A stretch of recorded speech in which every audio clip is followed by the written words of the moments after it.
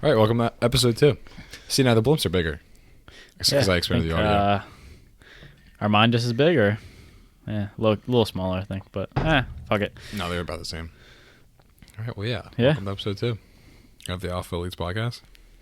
So, kind of just want to give a little background since I don't think we really covered that on episode 1. But, I think we did mention this, but, so I'm Mason, got Brennan over there. What's going on? We're freshmen in college, going to community college right now. Fuck student debt, fuck student Yeah, loans. facts. Fuck college in general, but I won't get into that yet, at least. But we kind of just started the podcast. I mean, I listen to Rogan all the time, and I think that a lot of people that are watching this know who Joe Rogan is. But Dude, Joe Rogan says to everybody, you should start your own podcast. yeah, he really does, though. He does. But yeah, It's true though. no, we kind of just fucking figured we have these conversations, and it'd be kind of sick to record them and really go deeper on certain shit, and try to figure out what's good and try to fucking solve some problems and just talk shit out. Whatever, I think it's the problem. Yeah, I mean, I don't know if we're gonna be solving any problems, but I think the perspective's cool. Like just seeing other people's perspective on things. That's what they say is good about reading. But Yeah. Even that's what I heard about reading autobiographies too, and biographies. I mean, just in terms of you could see other people's failures and how to learn from those. Usually you can just I think Naval said this on Rogan's podcast, but yeah, he's usually you have to learn by yourself, from your own failures. But if you're reading someone's biography or autobiography, is you're learning from other people's. yeah, it's yeah, which is true. I remember in my English class we read short stories because those are so great to read. But we read short stories, and then I guess the next day we come to class, or remember the next day we have classes. She makes us all sit in a circle, and she's like, "Oh, so what do you guys think of the story?" But it's like crickets in there when she asks that question. Yeah, no one reads it. I mean, to tell you the truth, I don't even read it. Yeah, fuck that. I was supposed to read a novel for my English class. I'm acting like this is so surprising, but I just fucking spark noted it. And a novella? Is that poetry? I don't know. Yeah, I think so. Something like that. But yeah, dude, it's actually funny because dude, if I would have read the novel instead of doing spark notes, dude, I would have failed. There's no way, dude. I don't understand the language in the novel. You know what I mean? Dude, what's it even about? It's like a fucking love triangle. But it's actually, it connects to the Vietnam War a lot. And I mean, my teacher, obviously everyone's biased, but my teacher's just giving us the most biased perspective on it. This pisses me off. He doesn't even address the other side. It's fuck. And I'm the only kid in the class that actually refutes what he says. And I respect him in the sense that he respects that I have a different opinion. Didn't you say in the beginning though he kind of would just take what you said and he'd be like, yeah, look, yeah, he would kind of just disregard what you said. Dude, he just fucking talks, dude. He just fucking talks about him. Dude, it's so fucked up. I'm paying him. Dude, the first half hour of class, dude, he just fucking talks about his own whatever, dude. Go, tell his fucking story. But dude, no one fucking cares about the stories he's telling. Yeah. He was talking about his fucking hot water heater in his house in Vermont for fucking 30 minutes the other day. I'm like, dude, go fuck yourself. Yeah, I know, that sucks. I mean, my teachers only talk about stuff like that, but dude, I don't know. I'm gonna record him one day just to fucking show him, dude. I'm telling you, bring in the podcast equipment. She'll be like, hey, can I sit down and have a conversation with you? Fuck it. It'd probably be the worst. No, I'm just kidding. The worst podcast, but it probably has some good points and certain shit. But yeah, like I said, I try to at least I really try to fucking analyze what he says and try to apply something, but it's tough. I mean, none of my teachers really do that, but I was telling you on what day is today? Thursday? Oh yeah, so yesterday. Yeah. We're watching a play that we're supposed to read before, the day before. So there's 2 parts we had to read. We had to read the first part of the play and then the second part. And then we watched the movie of the play in class. And then at the end of the movie, I guess the movie and the play had 2 different endings. And at the end of the movie, my teacher goes, "Oh yeah, so what were What were the difference between the endings of the movie and the like in like the written play? Yeah. No one said anything. No one knew because no one read it. I mean, I didn't read it either, but I mean, No. but I don't know. But she gets like so pissed off. I mean, I guess I can understand from the fact like, you know, she's trying to teach a class. Yeah. You know, air quotes on that one. But you know, she gets all mad. And like, you know, end of semester's coming soon, so she's like, all right, guys. Well, I guess we're not gonna go over we're not gonna go over the final review. You know, we're not gonna do this. We're not gonna do that. But I mean, like, all right. Okay. It's like, what is it? That's your leverage? Exactly. Like, what is that proving? Ain't proving shit. Exactly. I mean, Yeah. no one read. Honestly, I don't think anybody read anything all year. I mean, the beginning of the class. I mean, don't get me wrong. I think I read like the few first like stories that were assigned and whatnot. You know, every time we had to read a story, we got assigned like 2 questions on it. We just had to submit it. But I mean, I don't know. It's all horseshit. None of it's actually like relevant. Why do you think people don't read it? It's not relevant. I don't know. I mean, I can tell you why I don't read it, but Why don't you read it? I don't know. I just don't think it serves me a purpose. I would say I'm not passionate about literature not nonfiction, fiction stories and whatnot. I mean, I guess if you're passionate about it, like she said this in class before, she's like, yeah, I probably find this a lot more interesting than you guys just because I'm passionate about it, which is so true. Because if you're not passionate about something, I feel like you're just gonna half-ass it, you know, fake it till you make it type shit. You know what I mean? The first time I feel like that's how school is. You know what I mean? The first time you went to the gym, were you passionate about it? That's a rough question. I was passionate about losing weight. Yeah. I feel like it depends what you're like. I feel like that's a vague statement. I feel like if you're more, I'm just playing devil's advocate. no, yeah, I was definitely, like, yeah, I think I was passionate about getting in shape. I think it was all about the process of doing that. I think I was trying to just learn, but like at the same time, you can hire. I mean, not to get off topic here, but No, it's fine. I mean, it's kind of the same shit. But like, you can hire like a personal trainer and they like teach you like, I guess, like, certain exercise and whatnot. Yeah. I mean, I never went through that, but YouTube. yeah, fucking YouTube's insanely good for shit like that, or like anything actually. Fucking crazy. Yeah. Actually, I was talking to my parents about that.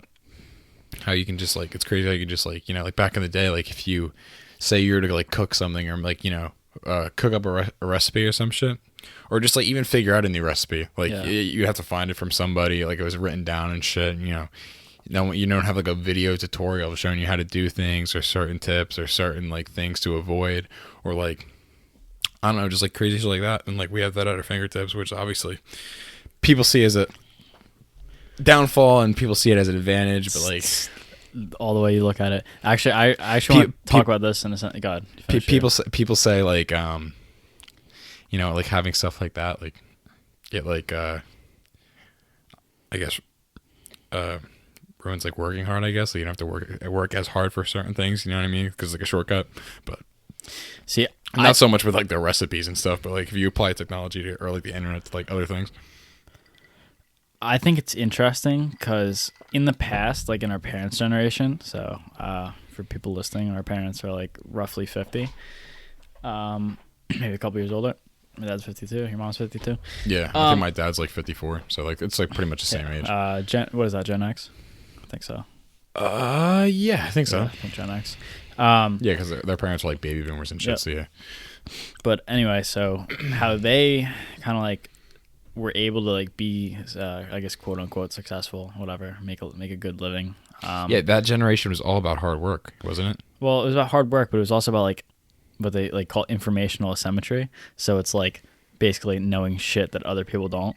So like, take your dad, for example, or my dad. Your dad knows about cars. Yeah, he's a mechanic. He knows shit that we don't know. My dad does insurance work. He knows shit about insurance that other people don't know. So that's how you're able to like provide value. The fact that other people don't know what you know. Yeah, you like know? you specialize in one thing that someone else doesn't.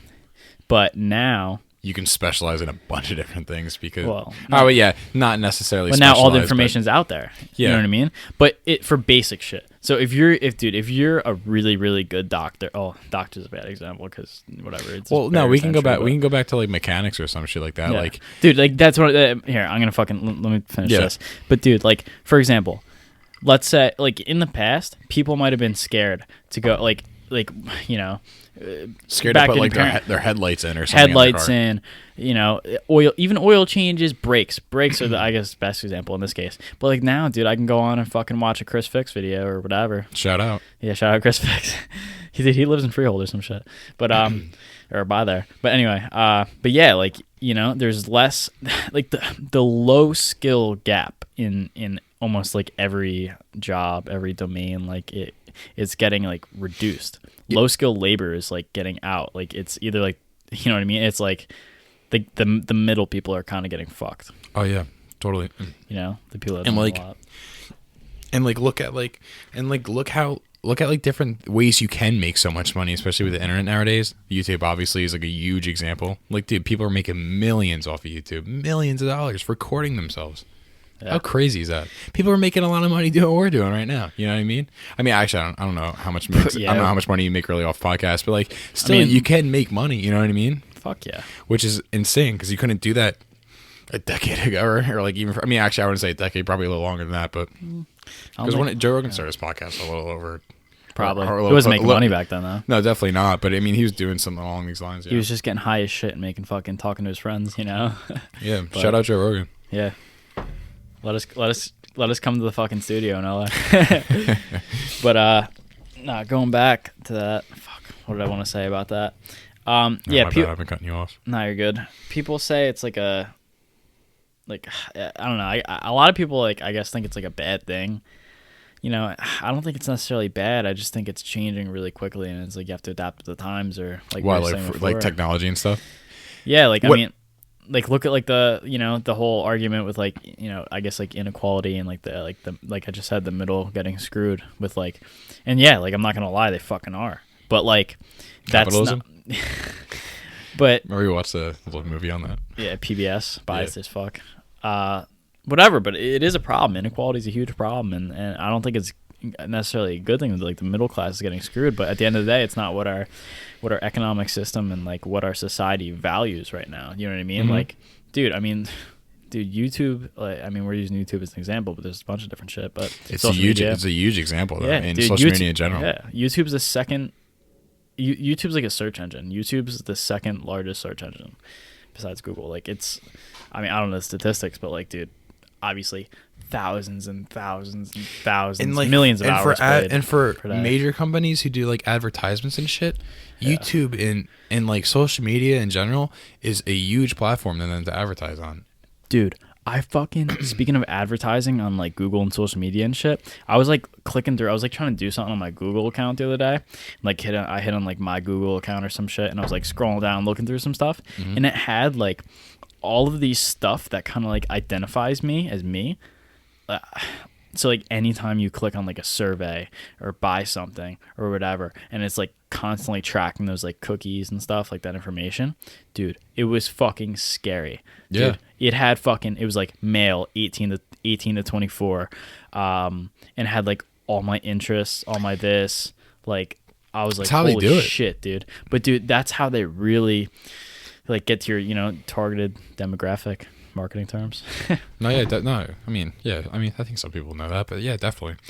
Because, like, dude, I mean, like, they're not gonna be selling you like, you know, fucking a cane or something for like, you Yeah. know, if you can't walk. You know what I mean? It's like Yeah. a pointless advertisement. But,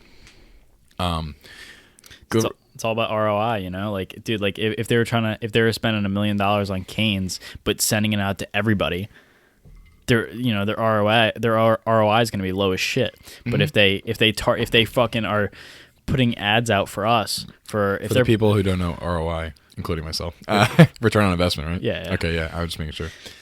So how much you spend in comparison to what you're getting back. But fucking, like, you know, of course, if they're gonna fucking put out ads for us that are like technology based, or, you know, might be fucking like gym apparel or whatever, you know, and like, dude, Yeah. those Instagram ads, dude, I swear to God, dude, they get me. Oh, you're telling me someone who said that? David Lade. Yeah, they don't. Shout out. I haven't bought anything yet. Oh, dude, I fucking lied, dude. I mean, I know you had Bucked Up before me, the Bucked Up pre-workout. Shout out. Yeah. But Labs. but dude, that's how I originally got it. Like, it was a sponsored Instagram ad where I get like a free shaker bottle and shit, and I was like, all right, fuck it, I just had to Yeah, pay for my shipping. buddy Tom did that too. Actually, you know Tom. Yeah, Obviously, same thing with my friend Tyler from work. He did it.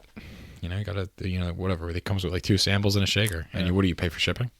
Yeah, it was like $7. You get 3 samples and whatever. Yeah. Shaker. It's fucking worth it. But like even going back to like the whole technology thing and like generations, like we grew up in a generation where like technology was very, you know, like relevant.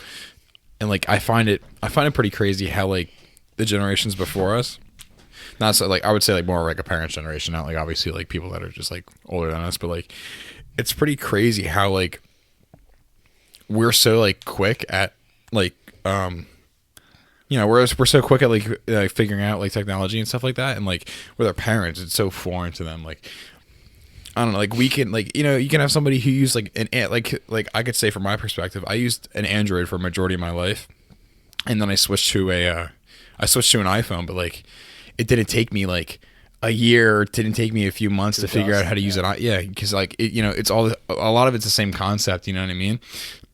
And so like it was so easy to like adjust and adapt to like the new like software that was on the iPhone. But like I swear, if you gave that to like our parents, oh my god, how do you what is the internet, or how do you send a text message, or what's FaceTime? Like, you know what I mean? But like we just know, and that's actually funny you say that. I was thinking about that. I think I was trying to hook up Bluetooth to something for my dad's phone. Here, take this. Here, I'll throw it to you. But yeah, I think I was trying to hook up something Bluetooth to my dad's phone or something like that, and like it wasn't hooking up, and like he didn't know how to do it, and like, but dude, I know how to do that shit. You know what I mean? Like when like Bluetooth or something is having a problem, like you fucking turn it off, turn it back on, you fucking fuck around with it. You have to like, you know what I mean? I don't know. It's whatever. It's just an example. Like, we talk about it all the time. Like when you learn something. And like after a while doing it, you kind of just learn how to like, you know, finesse it a little bit. Yeah. The finesse, dude. Yeah. But it's true. Finesse theory, dude. We should patent that thing. Even like, dude, like it pisses me off with like my lawn equipment. Like I don't have finesse when it comes to fucking engines. You know what I mean? But when it comes to your own equipment, you do. Like, dude, remember? Oh, like low key when you're trying to start my blower that one day. Yeah, I took that shit and pulled it like 3 times. Like fucking. Yeah, I was sitting there for like 5 minutes, not knowing how to. I mean, obviously, I had an idea. I was like, you know, doing the usual instruction how to start it, but you know, maybe something's not working exactly, or like, you know, oh, you have to do this before you start it or whatever. And you came over and you did it in like 2 pulls. No, it's a good example because like I don't have to fucking look at the instructions. I can just fucking hear it and be like, okay, I need half choke. Okay, I need full choke. Exactly. Okay, I need no choke. You know, like I don't know. But I think that's like what we need to strive for. Adaptation.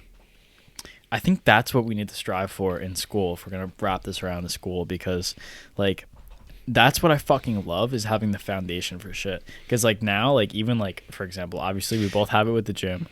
Like, what else? I mean, I don't know. What, just like having like a basic information on certain shit. Dude. So like, you know, if you ever like come to a problem that we're like, oh, you know, they have to think about it a little bit, you kind of just like, you know, I was watching the movie The Internship, which I don't know if you ever watched it. A long time ago. So like Owen Wilson, and I forget the other actor, but the Google interns, right? Yeah. But long time ago. Yeah, the one guy, I fucking forget the actor's name, but he was a salesman. I'm pretty sure I think he was a salesman before he got the Google internship, and I think they were doing they're like training for like tech services, so like tech help and shit. And like he was saying, because like he's a salesman, so like, you know, if you're a salesman, you're pretty witty, you know what I mean? And he was like, but he was saying too, he's like, is there just like he was like saying in the movies, is there just like a blanket statement that I could say to them, so I could like take them to like, you know, or like give them a number or some shit like that, like, you know, like it. Not that this, I guess this kind of relates to like the education thing, but like if we could just like, I guess have like basic like a blanket like information on like certain shit, you know what I mean, that could just like help us understand the like more in-depth stuff. Yeah, that's why like what I was saying in terms of this was like having a foundation of things that help you with everything. I don't know how to explain it, but like, no, I know what you mean. You know what I mean? That's why like that's what I'm trying to figure out what I want to do. I want to learn things that apply to everything. And not to bring up Johnson again. I know we talked about this in the last podcast a little bit, I think, but like, shout out Mr. Johnson. Facts. Probably if it weren't for you, we probably wouldn't have this podcast right now. Yeah, but, or have any of these ideas probably sparking in our head. But dude, that's what's so cool. Like, dude, I didn't give a fuck about learning, dude. I'd be fucking sitting home watching fucking bullshit, playing Fortnite right now, probably. Just going through the normal Yeah, going through the motions. routine. Another cog in the wheel. But fuck, what was I saying? This is why you want to figure out what you want to do in Like life. we're talking about like foundations and shit. So Well, yeah, you're saying this is what you want. This is why you want to figure out what you want to do in life. yeah. And so where I brought up him was that like at his facility, like he has our old teacher, Mr. Johnson, that we just mentioned. He has a like a facility, where like a sports facility, and I think it's primarily baseball.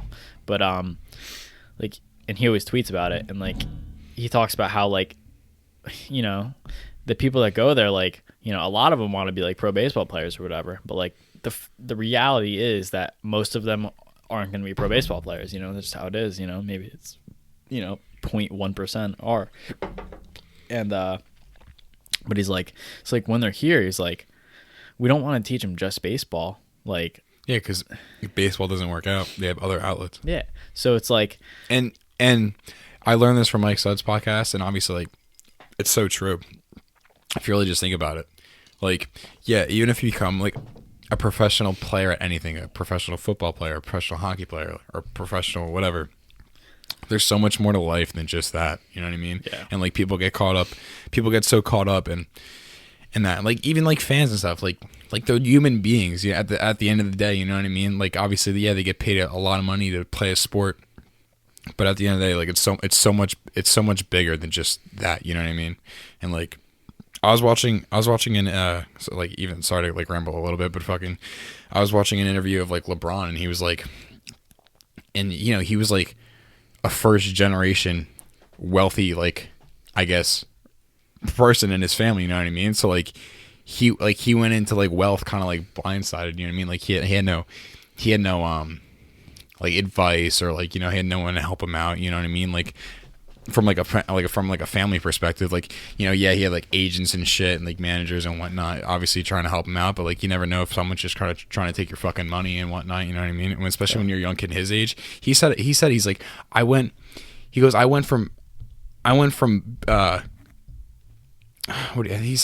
playing basketball in high school in the winter to that next summer being a millionaire.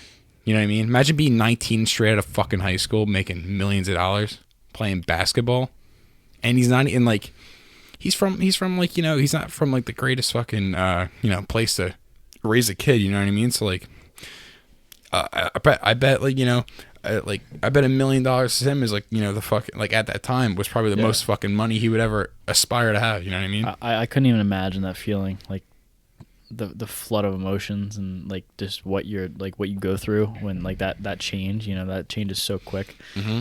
But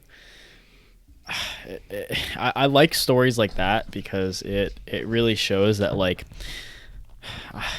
yeah, it's actually a funny example. This is like the cliche example, but that like, you know, if you work hard at shit, like, you know, there's always like a possibility for you to be like successful in what you do, you know. But then again, how tall is LeBron James? You know, if I fucking tried to be an NBA basketball player, I mean, I'm 5'10". I think there's people that play basketball that are 5'10", but it's rare. I think there's I don't even think. I think the shortest place. Actually, no. I think it's I think it's a fact. Actually, shortest person ever played basketball was Muggsy Bogues, and he was like 5. I want to say 5'10". Yeah, I think that's what I am. Yeah, I'll look it up. Yeah, can you fact check that, Jamie? Okay, dude. No, but like, yeah, I'm not even kidding. Shortest person to play, and like, I want to say, like, dude, short in the NBA is like 6 foot. Like point guards, which is like the shortest position you could be, is like my height. I'm 6'3". What was the name that you said? Muggsy Bogues. It's Mugsy. Yeah, he's the first one that came up. 5'3". 5'3". Yeah. All right, now can you look up Isaiah Thomas? I think he's like 5'10", 5'11". He is. Let me look. Or maybe he's like 5'8". I don't even know. He's definitely short. 6'1". Isaiah Thomas is 6'1"? Yeah. Jesus. According to Google. Oh wait, that's weird. It says Isaiah Thomas height, right? And then it says people also search for Isaiah Thomas, and he's 5'9". Yeah, dude, he's short. And there's one more person too. Look up Nate Robinson. 5'9". He's 5'9". Yes. He jumped over Shaq in the he jumped over Shaq in the fucking dunk contest. But like that, dude, like you just have to like even like when you're that height, you just have to be like in to make it to the NBA just for like all the disadvantages you're at, like just physically. You just have to be like an athletic freak in order to be in order to like get to that level. Think about it, like when you're at that level, you're like the 1% of the 1% of the 1%. Like you're that good. But he's like, if you're at that disadvantage, like height wise, in this case, like you have to be like, if LeBron's putting in fucking 80 hours a week in basketball, you got to be putting in fucking, dude, you got to be sleeping fucking 6 hours a night and playing basketball all fucking day or whatever. You have to be like, constantly doing that shit. I forget how many games are in a NBA season. But I know baseball players get fucking worked. Baseball players play a lot of fucking games a season. A lot. I think Mike Stott was talking about this on his podcast. Oh, was he? Yeah, I think, I forget with who. Hunter Green. Dude, it's like they're away for like 270 days or something like that out of the year. Because they'll play like back-to-back games, you know what I mean? Yeah. Obviously not in the same day. Constantly traveling. 162 games. 162 games, yeah. Is that just a regular season? So that's, I think that's what he's saying, 160. But that's reasonable. So if they're, no, it's not reasonable. That's not even including fucking playoffs. Yeah. So that's what I'm saying. So what do you think they're away? About 2/3 of the year? I don't even know, dude. You know what I mean? Jesus Christ. Dude, think about that. They're on a fucking bus and they're going like across the country and shit too. Even for college and shit, it's fucking tough. They probably fly planes, but depending on how, I would say depending on how close. But yo, you know how much that fucks you up? Probably with like jet lag and shit. You fucking going. Well, I guess it's not that bad if you're just going to the country, but still, I don't know. It fucks you up. Yeah, but like don't you? I mean, yeah, you're getting paid a lot, but don't you ever get fucking burnt out? You know what I mean? 162 games plus practice. What about spring training? I mean, obviously, I don't. Yeah, not all starters play in spring training. I don't think, but I mean, I think they play like obviously a few fucking innings. I'm changing the subject to football now. Not like I know. By the way, I don't know shit about sports. I know you know that, but whatever. I was watching a Rogan podcast with Tom Segura earlier yesterday or something like that, and they were talking about the NFL, and I guess the average time that like someone is in the NFL is like super short, like a couple of years, 3 or 4 years. Oh, really? That's the average? I don't know. I'll look it up. Maybe it was a little bit longer. Maybe it was like 5 or 6. But so yeah, Tom Segura was like, yeah, it stands for not for long. I thought it was funny. Yeah, I mean, but dude, seriously, with that shit too, like that shit fucks you up. The brain injuries and the pounding. Concussions and all that. Dude, honestly, if it was me, dude, I'd fucking go in there for fucking 3 years, get my fucking 5-10 mil, and fucking be done. Fuck that shit. I'd get fucking. I mean, when you get to that level though, it's more than the money. You know what I mean? I mean, obviously the money's a byproduct of your hard work and shit, but I mean, it's the ego, dude. Like, dude, you're not lasting that long playing football if you're doing it for the like aspirations of making it. I mean, obviously people have like aspirations to make it big, but like you have to love football in order to play for that long a time and actually be good at it. You know what I mean? You have to put the time in and everything. Mm-hmm. You have to be passionate about it, like we were saying before, like with school and shit. With fucking English. Back to English. Not passionate about it. Don't like reading literature. Wait, just to throw in here. According to Statista.com, whatever, average career length of an NFL player is 3.3 years. Wow. Yeah. Wow. I mean, I don't know who that includes. I don't know if that includes like third stringers, fourth stringers, fucking everybody. I don't know. I'd take that job. Getting paid to sit. And what do you think of fucking like? How many strings do they have? I want to 3 or 4. It's 3 or 4. I know. I definitely 3. I know that. I don't know. Maybe for like quarterback and shit they have 4, but maybe most of them like linebackers and shit they have like 3. They're definitely not getting paid a lot, but they're getting paid. Dude, do you think like they're definitely getting paid? 6 figures. Even like a third stringer for like some shit team. I think so. Yeah. Dude, fuck yeah, I'd take that. I think they're getting paid around 6 Dude, figures. especially obviously you like the fucking sport if you're fucking there. Dude, could you imagine that just being able to hang with these fucking top guys and getting paid a shit ton? I think your job's a little more on the line though than if you were to start. Yeah, you know what I mean? Yeah, 100%. You provide less value. Yeah, definitely. I don't know. Obviously, I don't know too much about sports contracts and all that, but Yeah, toss me that bottle. But what, yeah, iced tea? yeah.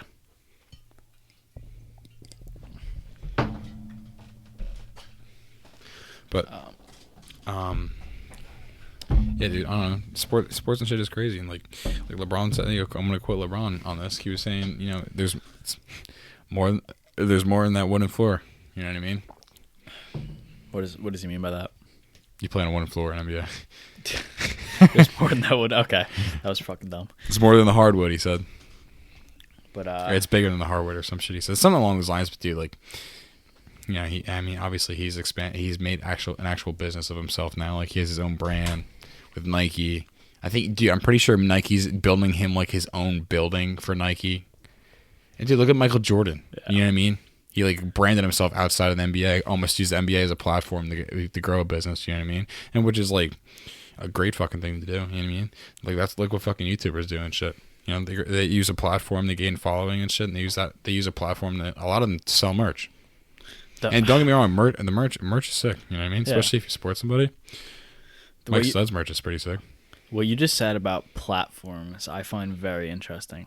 Very interesting. The fact do you care if we dive off a little bit of this conversation? Yeah. Fucking my brother's right. I curse too much, but platforms like look at like Uber, look at Airbnb, look at companies like that. They just have a platform. Airbnb doesn't own property. Uber doesn't own cars, but they just provide a platform, a foundation. Yeah, like going back to the foundation thing, like. But like I find that so interesting. Even like social networks, it's called the networking effect. And that's why I find social media so interesting. Dude, look at that. They provide a platform for us to put our content. And dude, they're making money off us. And it's like self-checkout at the store. We're literally doing all the work. We're I don't know. But like, yeah, it just, I don't know. That blows my mind. That whole concept. Dude, and like going back to just social media in general, it's a crazy fucking thing. You can go viral over fucking night. You know how crazy that is? Yep. Like, I know you don't have TikTok. TikTok's like pretty much like a new Vine. There's this one girl on here. I think her name's like Alex French or something. I'll go to like her account right now. But she had... Oh, my bad. She like local, or you just like? No, not local. She just like she pretty much went trending on TikTok, and like a lot of people like, you can like people's stuff. Obviously, you can comment, share it, do whatever you want. Tell me about TikTok a little bit. Well, whatever. Find what you're gonna.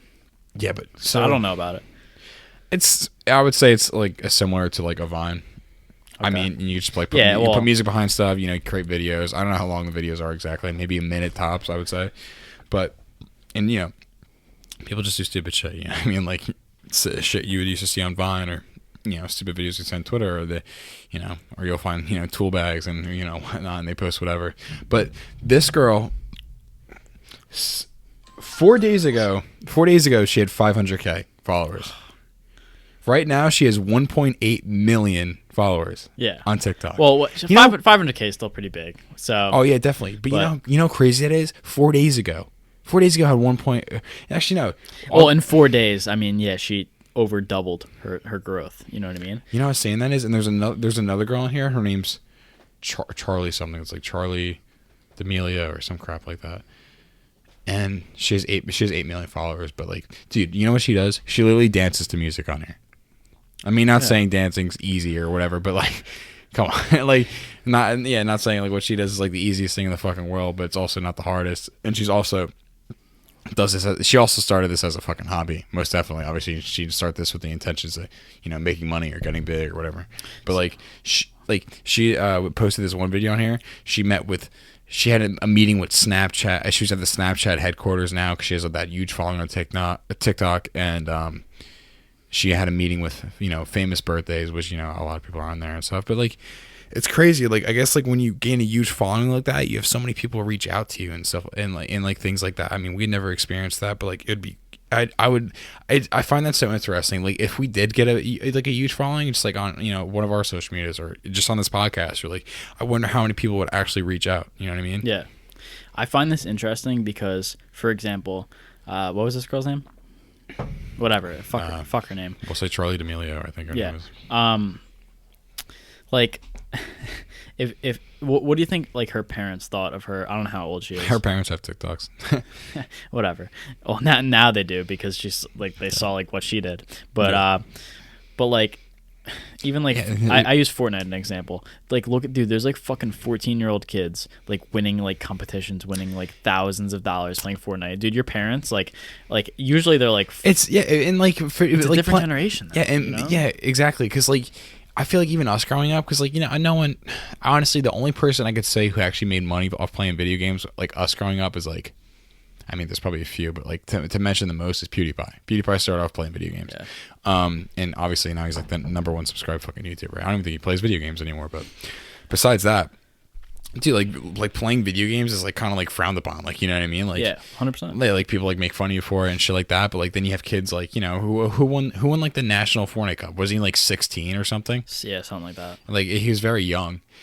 And but like it just like goes to show, like, especially nowadays, like how you can make money in, like, not, I want to say stupidest ways, but like, you know, the craziest ways. Like it's not even it's just different, you know. Like things are and there's changing nothing wrong with it, you know what I mean? Yeah. Especially for the amount of people that support Fortnite, and like obviously they have to have some money coming in from somewhere to host all these major competitions and stuff like that, you know what I mean? And when they have all these major I guess like gamers or professional gamers coming to those events and like playing their game, I mean, it's like a no fucking brainer. You know what I mean? Yeah. I mean, and like you also have to think too, like Fortnite just didn't blow up. I mean, it did blow up in like, you know, this past year, but it's been around longer than that. You know what I mean? It just, you know, happened to get it. I guess this was this year. You know what I mean? Yeah, I think I might have mentioned this last time too, but like, it's like once you make it big, like once, like, I don't know, like for example, like Ninja, you know, Ninja's like, I mean, if we're gonna talk about video games and Fortnite, but like Ninja Ninja blew the fuck up, obviously, like Fortnite, dude, that the one day when he played with Drake, oh my god, I remember that. I forgot. Dude, yeah, I watched that live on Twitch. Didn't he play with Travis Scott too? Yeah, Juju Smith-Schuster. He's a wide receiver for them. I don't know about Travis Scott, but Juju, Drake, and maybe Travis Scott, maybe you're right, and or somebody. Dude, I know he played with another rapper. He had like he still has the world record for number of most like Twitch like viewers. It was like over 800K. Yeah, and think how fuck Ninja, like think about how much value that provides for Twitch. Oh, dude, 100%. Yeah. But see, that's why he switched to Mixer.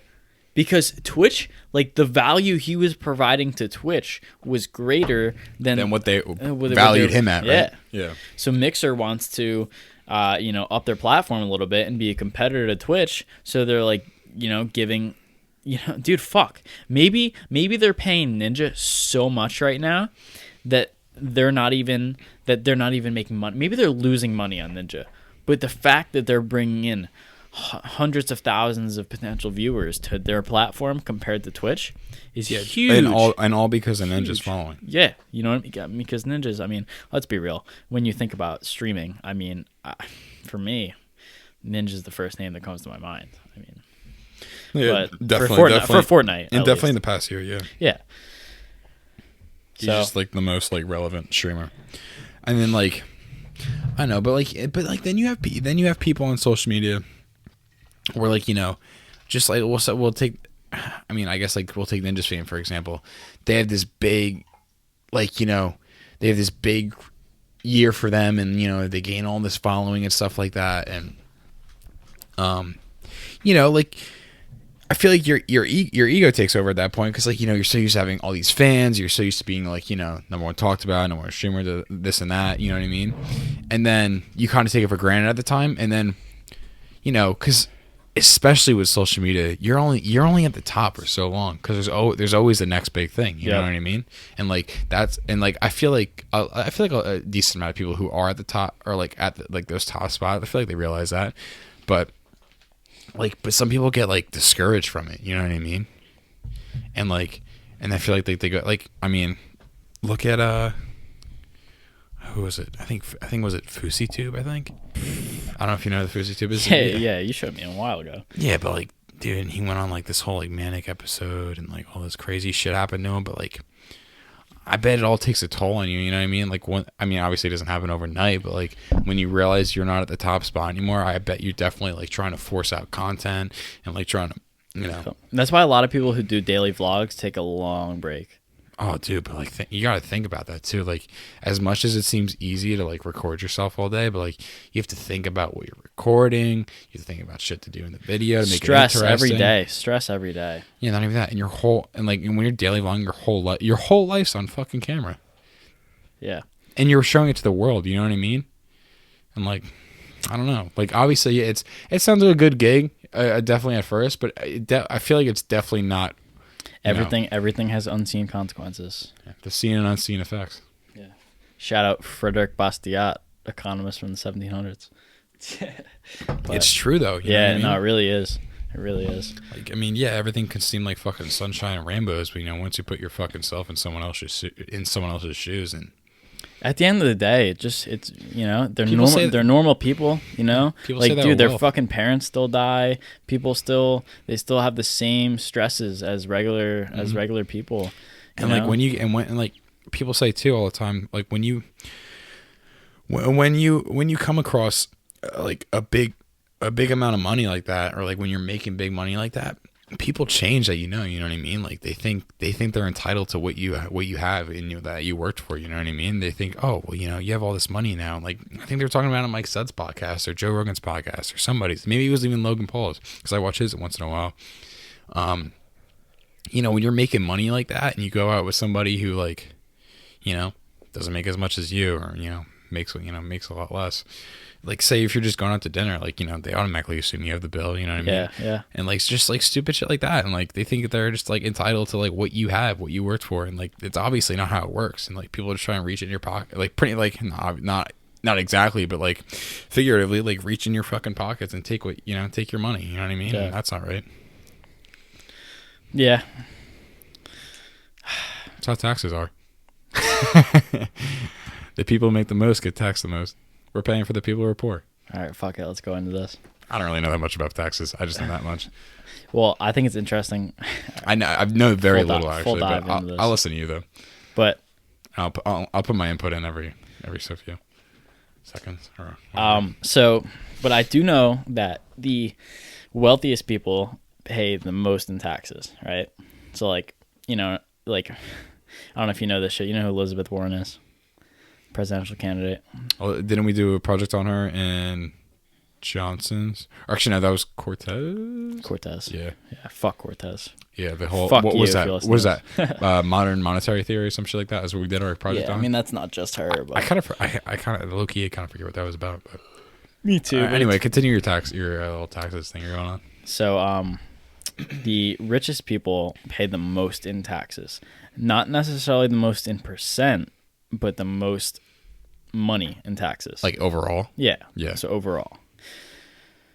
So a lot of these Democratic candidates or liberal candidates, whatever, left wing, they want to increase the marginal tax rate, which I'm not going to get into the marginal tax rates, but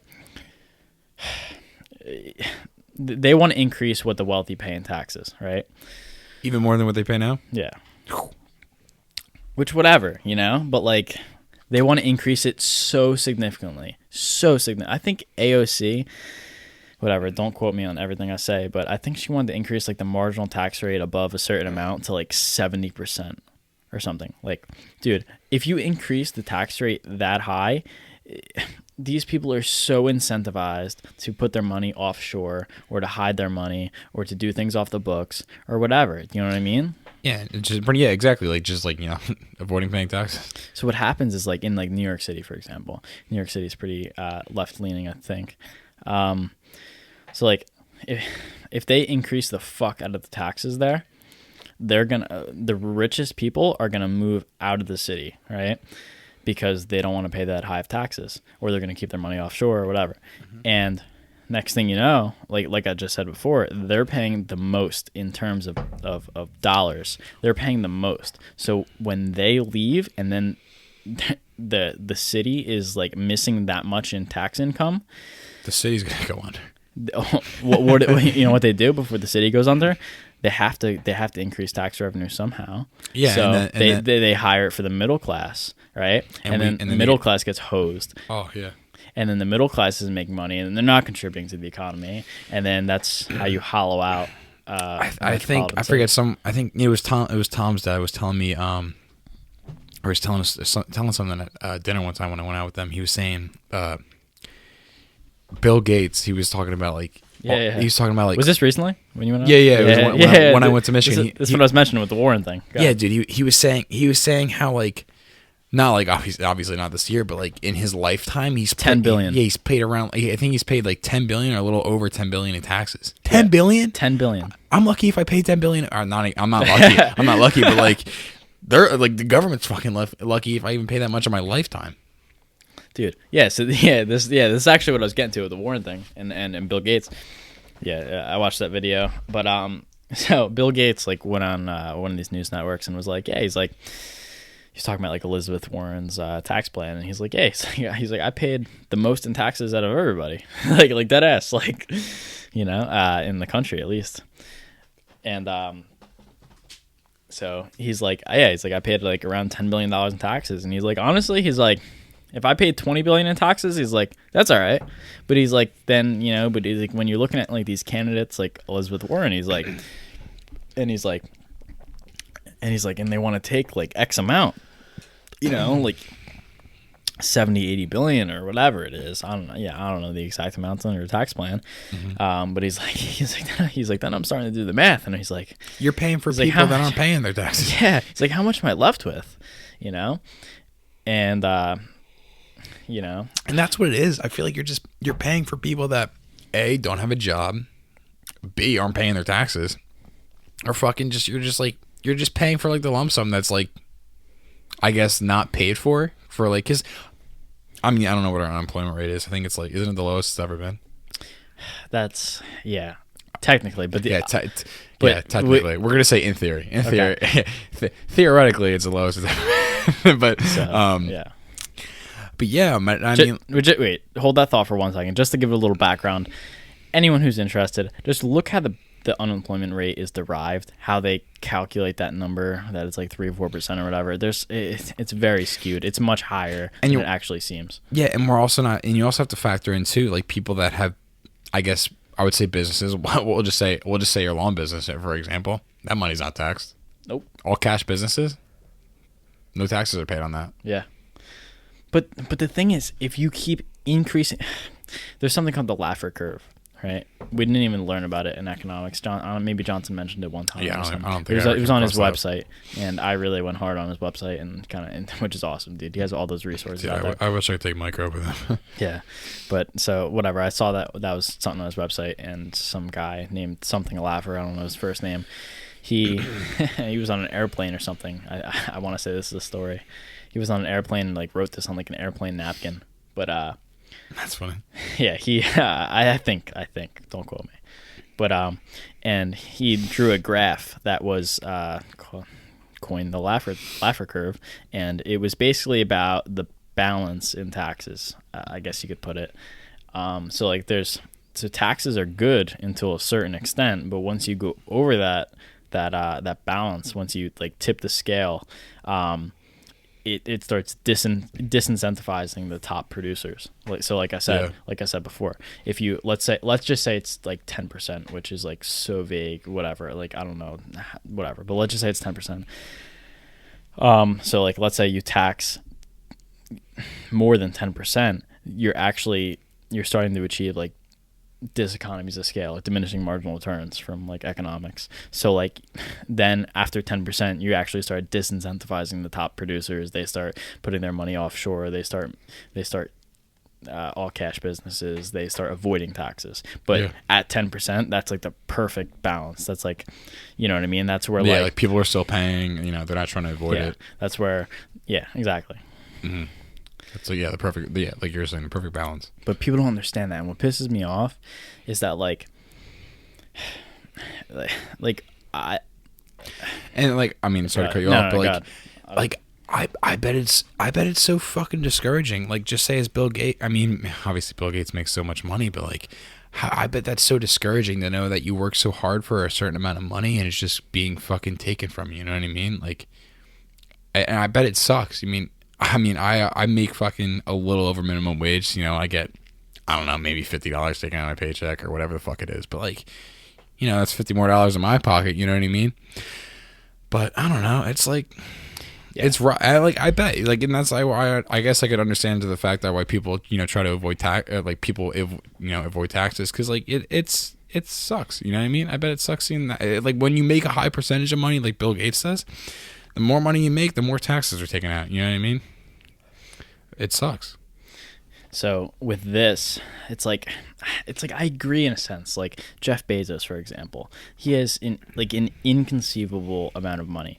Like his net worth. Now I got divorced, so it's a little bit less, but like I think over $100 billion in net worth, right? Yeah, actually, I think very recently Bill Gates just became the richest man again, or just like guy in the world, whatever in the world, or whatever the fuck it is. It's always changing, but yeah, they're like the top. They're like the top two. But like the thing is, like Amazon, his company, like. If you were to tax the fuck out of him and his company, right, they would be able to invest less in capital, to bring up macroeconomics. So to anyone listening, investing in capital, I'm not going to get into it like crazy, but it lowers long run costs, right?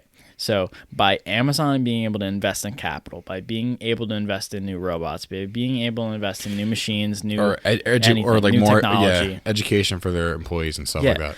It lowers costs in the long run, and that's why Amazon's cheap as fuck compared to everywhere else. You know what I mean? Because they've been investing in capital for so long, because they've had these profits for so long. Yeah. So in the long run, they're gonna be. Yeah. So who's benefiting from that? Of course, Jeff Bezos is benefiting from that, but everybody, every consumer, us. Look at us. I mean, I'd consider us very low on the economic spectrum. And we're benefiting from that. I mean, fuck, dude. If we had to go to brick and mortar stores and think about it. Think about if you had to go to fucking, this is just an example that came to the top of my head, Ace Hardware or some shit to buy, I don't know why that came to the top of my head. But if we had to go to small businesses instead of like Amazon to buy all of our shit, we'd get fucking hosed. Oh yeah, because you have to think about it, because like, you know, small businesses only make so much money, so they can only afford to lose so much off their off their inventories, while Amazon makes crazy amounts of money. And, you know, they can afford to lose a dollar, a few dollars here and there. Well, the thing is, you know what I mean? Yeah, well, dude, they lost money. I don't think people understand that, but Amazon lost money for 16 years. I don't know what year they started becoming profitable, but it's not until recently, like within the past 5 years, I want to say, is when they became profitable. So people don't understand that, but it's just what I'm saying is that the top producers are benefiting a lot, but the oligopolies. I barely know anything about that. I don't even know if that's relevant, but fuck you. but yeah, no. But what I'm saying is everybody's also benefiting from it. Okay, so if you tax the fuck out of the rich, do it. Okay, and then the costs are just gonna go up for everybody in the long run. You know, it's good in the short run, bad in the long run, like everything else. Mm-hmm. Minimum wage, another thing. Increase the minimum wage. All the small businesses aren't going to be able to afford it. They're going to go out of business. Increase the minimum wage. Walk into Walmart, see how many self-checkouts there are. Walk into McDonald's, see how many fucking kiosks there are. There's going to be fucking one like manager working the whole store, and that's it. Okay? So what's better? Having one person employed at $15 an hour, or having fucking, you know... three at 8, whatever. Yeah, you know? Yeah, but exactly. And when that happens, unemployment's going to rise. 100%. So what happens when unemployment rises? Then you're going to have to increase taxes more and do all this and disincentivize the top producers again. And the costs are going to be higher for everyone else. And then it's an endless cycle. And what's the answer? More money, more money, more money. No, you need to fix this system. You need to fix the root of the problem, which I'm not saying we don't have a problem. Inequality is a huge problem. And it's a byproduct of capitalism, right? But I really think that, in my opinion, that capitalism is the best system that can possibly put in place. Oh, a mixed system, because I do, it's mixed, 100%. because I'm not like Yeah, because you have I things fall. like things like welfare and then all this bullshit. You know, those are like social. Like I said, socialist everything is to an programs. extent. Everything has a dichotomy. There's a balance to everything, and that perfect balance will never be achieved. But I think that's what we need to strive for, is the balance. And that's rough, you know. Yeah, because And like people talk about like I think on the Joe Rogan podcast, like, I mean, this is like really I think off topic, but I don't know. They're talking about like the trade war with China and stuff, but like I think Tulsi Gabbard, she's like talking about like, you know, instead of just having one really good, you know, they say like say the U.S. instead of having really good economy, try and have like an internationally really great economy. You know what I mean? Like a really good global economy, pretty much. You know what I mean? But like. obviously, but we don't have that much of an impact on other countries can do. Definitely So not. it's hard. Mm-hmm. Yeah, it's like tough. Like what Trump's whole thing is, and I don't watch the fucking news. Fuck the news. Fuck all this shit. But I don't even really look at politics in general. yeah, But me either. But Trump's thing that, you know, he's always trying to do is like, you know, employ workers in the United States and shit. Whatever. I think that's a good thing, but I think that what you're doing to get there is bad. You know what I mean? So, for example, he's like shutting down. This was a while ago, I think. Maybe he's still doing it. I don't know. But he's like, you know, the car companies and shit that are producing in Mexico and stuff like that, and like other countries. Mm-hmm. He's like trying to like he's trying to increase tariffs so that if you have, let's say, a Chevy plant in Mexico and they can produce a Toyota Corolla for $14,000, they're going to increase tariffs so high to import that car that it's not profitable. It's more profitable to start a plant in the United States, hire United States workers, and produce the Toyota Corolla here using American labor and this and that. yeah, But then the Toyota Corolla is going to cost $20,000 instead of $14,000 to make, and then you're going to have to pay. Obviously, those costs are going to be passed on to the American consumer. So, is it really worth it? yeah, because I don't know. Yeah, because you know they have to price it out so that it covers their costs and they're still making a profit. You know what I mean? Yeah, because I mean, dude, you know, in Mexico or wherever, you know, like I mean, whatever they're paying the workers $2 an hour or whatever they're fucking getting paid. Yeah, and I'm not saying that's ethically right at all, but I'm saying we have no control over that because that's not our country. Mm-hmm. So, you know, I don't know what the right answer is, but it's tough. You know, it really is. There's so many variables that go into this, but Yeah, I don't even think we can count how many variables go into it. I don't even think we know every variable, but hell no. but at the same time, something everyone has to think about. Yeah. I'll tell you what, I don't think so. Socialism's not the answer. How to be a smarter consumer. That's what my micro teacher says. I don't like her idea. Nah, fuck that. You don't want to be a consumer. You want to sell to the consumers. Yeah. But yeah, dude, I mean, yeah, it's crazy to think about. Everyone has to consider it. But It pisses me off when it comes to like politics and stuff though.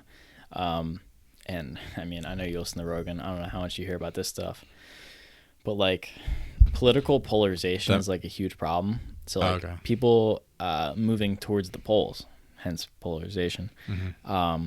So like if you're a left wing or a Democrat or a liberal or whatever, or if you're a conservative or a right wing, whatever, like people are just moving more towards the extremes more than anything else. So it's like, I mean, look, dude, if you see an average conservative or some shit, you know, it's like, okay, I'm pro-choice, I'm pro-Second Amendment, I'm I know. Yeah, you know what I mean? It's just like, dude, you really think all those things fall in line for everybody? Oh no, not at all. You know? Like they're saying on the Jocko Willink and the Tulsi. Yeah, they brought this up. Yeah, like they're talking about that. Like he was saying, he's like, dude, you have people who love Trump, you have people who hate Trump, and like you have people who kind of don't give a fuck. But he's like, for the people that fucking hate Trump, he's like, he could fucking cure cancer, and they could be like, fuck him. Yeah, or it's like, true though. It's true. Yeah. And like you could have people, and like say like if you were say you're like a really like say you like you're a liberal and like. I'm more like, I guess, like conservative or some shit, you know what I mean? Like, people can't even have like a fucking like relationship or a friendship or anything because like, they look at political views and are like, go fuck yourself, you know what I mean? But like, if that never came up in conversation or anything, maybe, I know, not even maybe. Like you could be like you could have like a friendship and shit like that. But like people just take it so fucking far and like personal. You know what I mean? And like at the end of the day, like no matter what, like especially us in general, like no matter what our opinion is, you really think we're changing? You really think we're changing what the political system's going to do that much? No. Yeah. You're sitting like how significant are our votes? You know what I mean? Not that much. Fucking yeah, but like what is it? I forget how voting works, but like there's like a popular vote, and then what's the vote that actually means something? What is that called? Electoral vote. Yeah, electoral votes, which I think have nothing to do with the population, correct? They are very correlated. But for example, in this last election, Hillary Clinton won the popular vote. But Trump won the fucking whole entire electoral election. vote, which actually determines. What actually determines the who wins the election. So the popular vote is done like by state. So let's say I'm just gonna use dumb numbers. Let's say there's 100 people in New Jersey. Which where this podcast is based Facts. in. Currently in New Jersey. If there's 100 people in New Jersey and 70% vote Hillary, 30% vote Trump, then but the Electoral College still chooses Trump. Mm-hmm. And the Electoral College vote is like almost like weighted in a sense, based on the population. So like California is like I want to say the most inhabited state. Or maybe I don't know. I think it's California. So their electoral. Wait, what do you mean by inhabited? Like most population. Okay. I don't know. I think it's California. Maybe it's New York. I don't know. They're high, but their electoral votes are like weighted more. They have more electoral votes. But so usually the popular vote is correlated. Like it's very correlated with the popular vote. But I would say because that's kind of weird because if that was the case, then how come Hillary didn't win? You know what I mean? Yeah, like I said, there's only been a couple times in U.S. history that I was gonna say unless the popular vote for Trump was in the states where the electoral votes meant more than the exactly. It could have been, which that's tough because California is very left leaning, New York is very left leaning, but then again you have big states like Texas. Texas is one of the biggest states. They're right leaning as fuck. Yeah, mostly so. So yeah, definitely. I mean. Like I said, I'll put this out there. I know very, very little about politics. Very little. But dude, I'll tell you what, just from this piece of this conversation that we've had, we know so much, not that we know so much more, but that like no one sees it like this. No one like takes an in-depth approach to this. They just like look at their news feed or whatever and they get their ideas from that, which all right. Transfer into this a little bit, but like dude, so like let's say all right, for me I actually took like a political test online one time. Did you really? Yeah, I saw it on Tim Pool's Twitter. Shout out Tim Pool, he was on Rogan's podcast, so I found out about him. Shout out Tim Pool, independent journalist. But I don't really know him, but so whatever, dude. So obviously, dude, if you're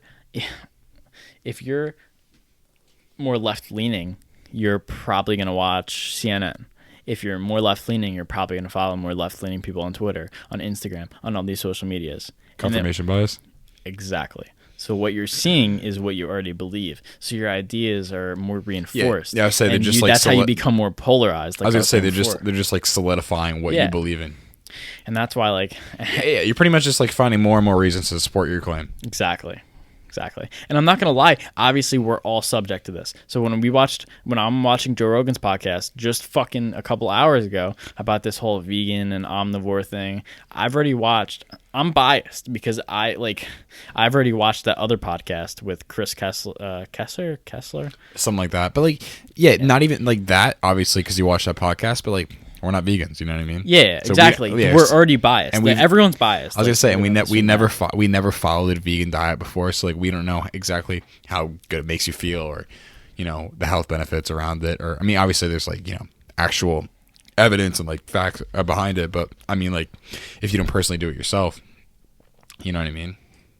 And then it's like it's tough, dude, because we've gotten to a point where we are so polarized and so like married to our beliefs that like we can't even we can't even have a conversation. And that's what I think's cool about these podcasts is, I mean, obviously we agree on a lot of shit, but like, yeah, we need to find someone on here who disagrees. Who like plays devil's advocate. Yeah, and like, and not to that's why I try to play it sometimes. Yeah, and like, not to sit on here and have a full blown argument with somebody, but just like to see other people's like perspectives and just understand. We're like, oh, okay, like, you know, I never really saw it that way. You know what I mean? Yeah, but like, we've come to a point where this is what Dan Carlin said, another guy on Rogan's podcast, some historian guy. Oh, let's see if somebody. I mean, mine's cut you off. No, Let's see if somebody like our friend Jake. Shout out Jake. Yeah. You bring up an article that stately facts that he or stately like states that he's wrong. He goes, I don't care. I don't want to see it. Yeah, like dude, dude, come on. All right, confirmation bias. Yeah. Miss you, bud. Yeah, facts, dude. Jake, where the fuck are you at, dude? Come on the podcast. Facts. But this guy Dan Carlin, he talked about the death of objective truth. So I kind of like, honestly, I just learned about what this was a couple months ago. But do you know what like objective and subjective is? No, could you explain that for me and also, you know, maybe some of the listeners out there who don't know what that is? Yeah, of course. For anyone who's listening, hopefully you're, you know, obtaining some value from our podcast. You need more iced tea? Yeah. Okay. I also need I need a little bit of water in it. Yeah, all right. 1 sec, viewers.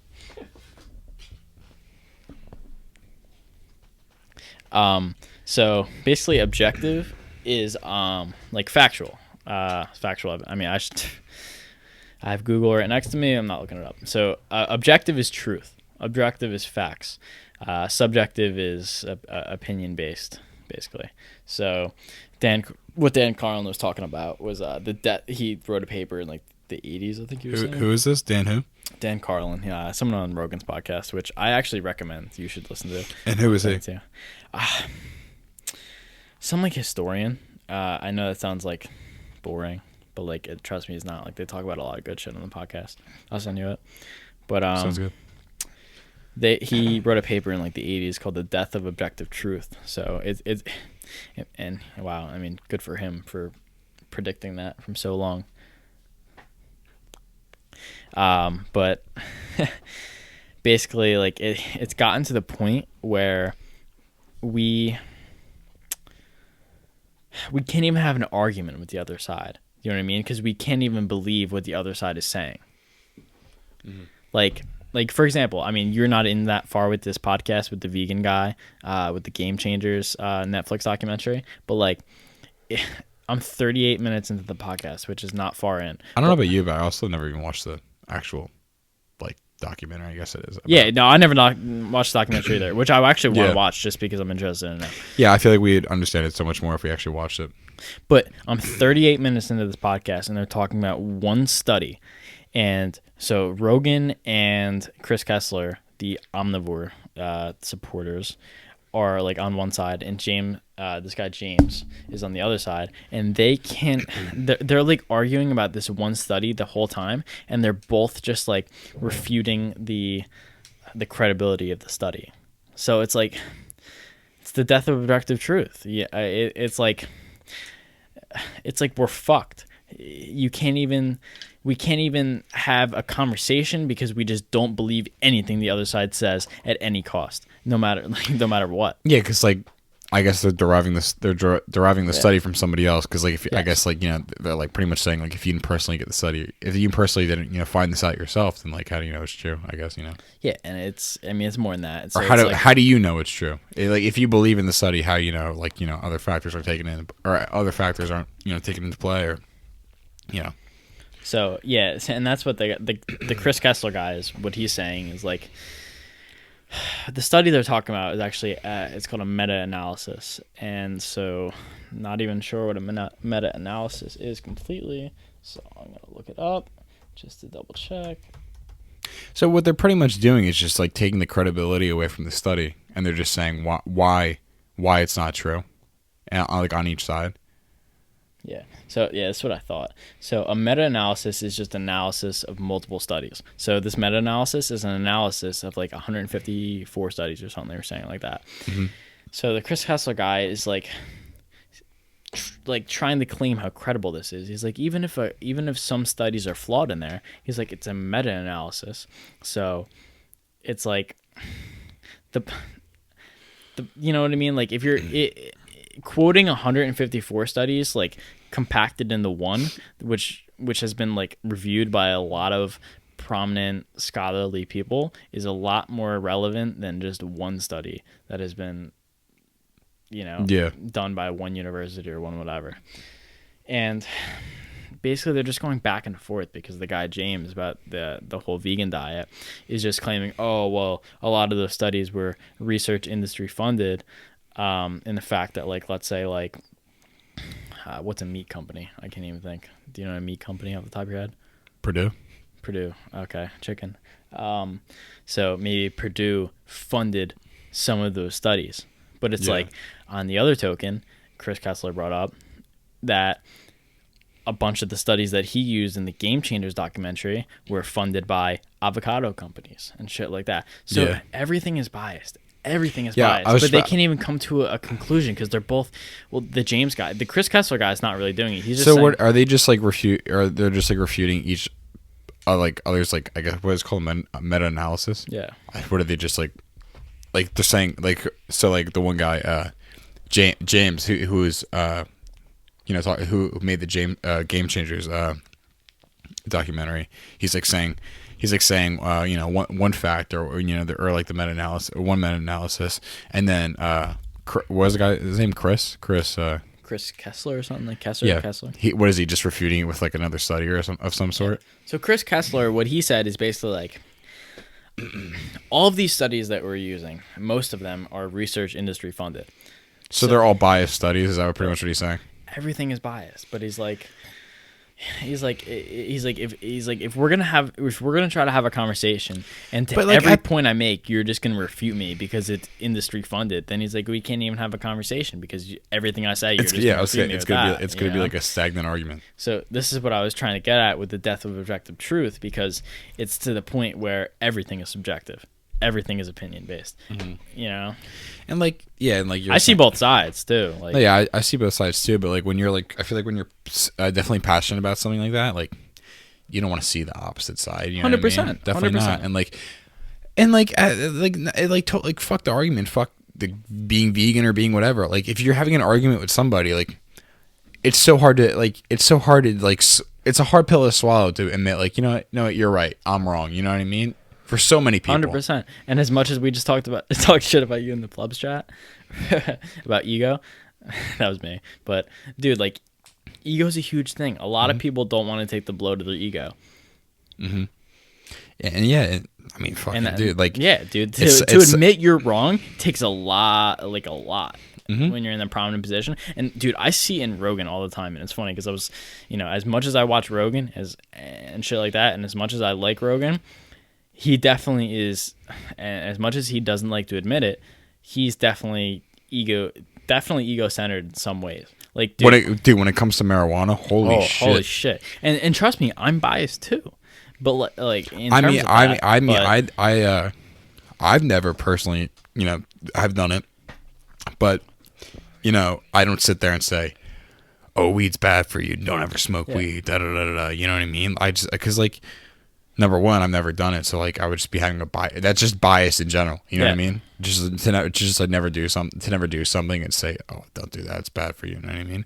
But I don't just like anything. Like, yeah, exactly. Like anything in general. You know what I mean? Just like admitting you're wrong, or just like totally just like I don't know. Just like I would say for like where I work. Fucking people, I don't like fish. A lot of people ask me like, oh, how's the cod or whatever. I'm not gonna say it's fucking horrible just because I don't like it. You know what I mean?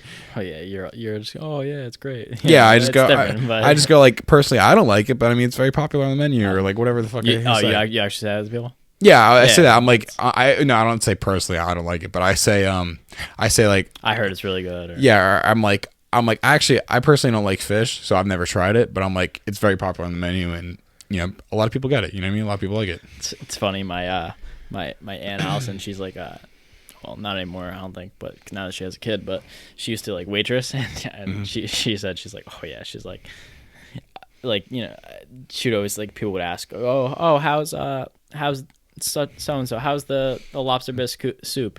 Oh, it's great. You know, dude, when are you ever gonna ask a waitress and or a waiter and they're like, oh yeah, it's not very good? No, you yeah, know, definitely of course not. they want you to order it. Definitely not. And obviously, these are like two different extremes, but like, you know, Yeah. at the same time, if you're just, you know, generally like talking about it, but I mean, I'm not gonna sit there and argue with somebody who actually likes it. And be like, oh no, it's horrible. Yeah, of course. What else can we bring up here? Hey, how did we even get on all this shit? I have no idea. That's why I wrote these points, a couple points down. But what do you think about? Let's give a talk. Let's transfer. This is big topic to drive into. But Actually, if before we hop into this topic, I'm gonna take a piss break. minor piss break. Yeah, me too. We back in? Yeah. All right, we're back. We're back. So what I wanted to segment into here is, I mean, this is like a totally different approach, but like drugs, opioid epidemic, shit like that. Yeah, I mean, tough. that's really relevant for us, for where we live. But Really relevant. So for everyone doesn't know, we live in a Ocean County, New Jersey, and I was how many years? It was a while ago, but we were rated like safest town. Safest definitely. county. When we were kids, yeah. More like no, like just I think Brick in general was like where we live was like one of the rated one of the safest towns in the U.S. Yeah. And don't get me wrong, it's still a safe town, but like Yeah. crime wise. But in terms of drugs, I mean, the heroin epidemic has become huge in our county, huge. So it's definitely a big problem, and I'm not too educated on the whole thing, but not me either. But I read on Johnson's website. Shout out Mr. Johnson once again. It's like I think it's like your third appearance on our podcast, but you know, I check his website every once in a while. And for everyone who doesn't know who Mr. Johnson is, he was our economics teacher back in high school last year, because we're only in our first year of college, so our senior year of high school. But anyway, he used to post like, you know, when he taught us economics, he he would teach us it based on in a very relevant and he cares about teaching. oh, So yeah, definitely. It So, would like, be up to date shit.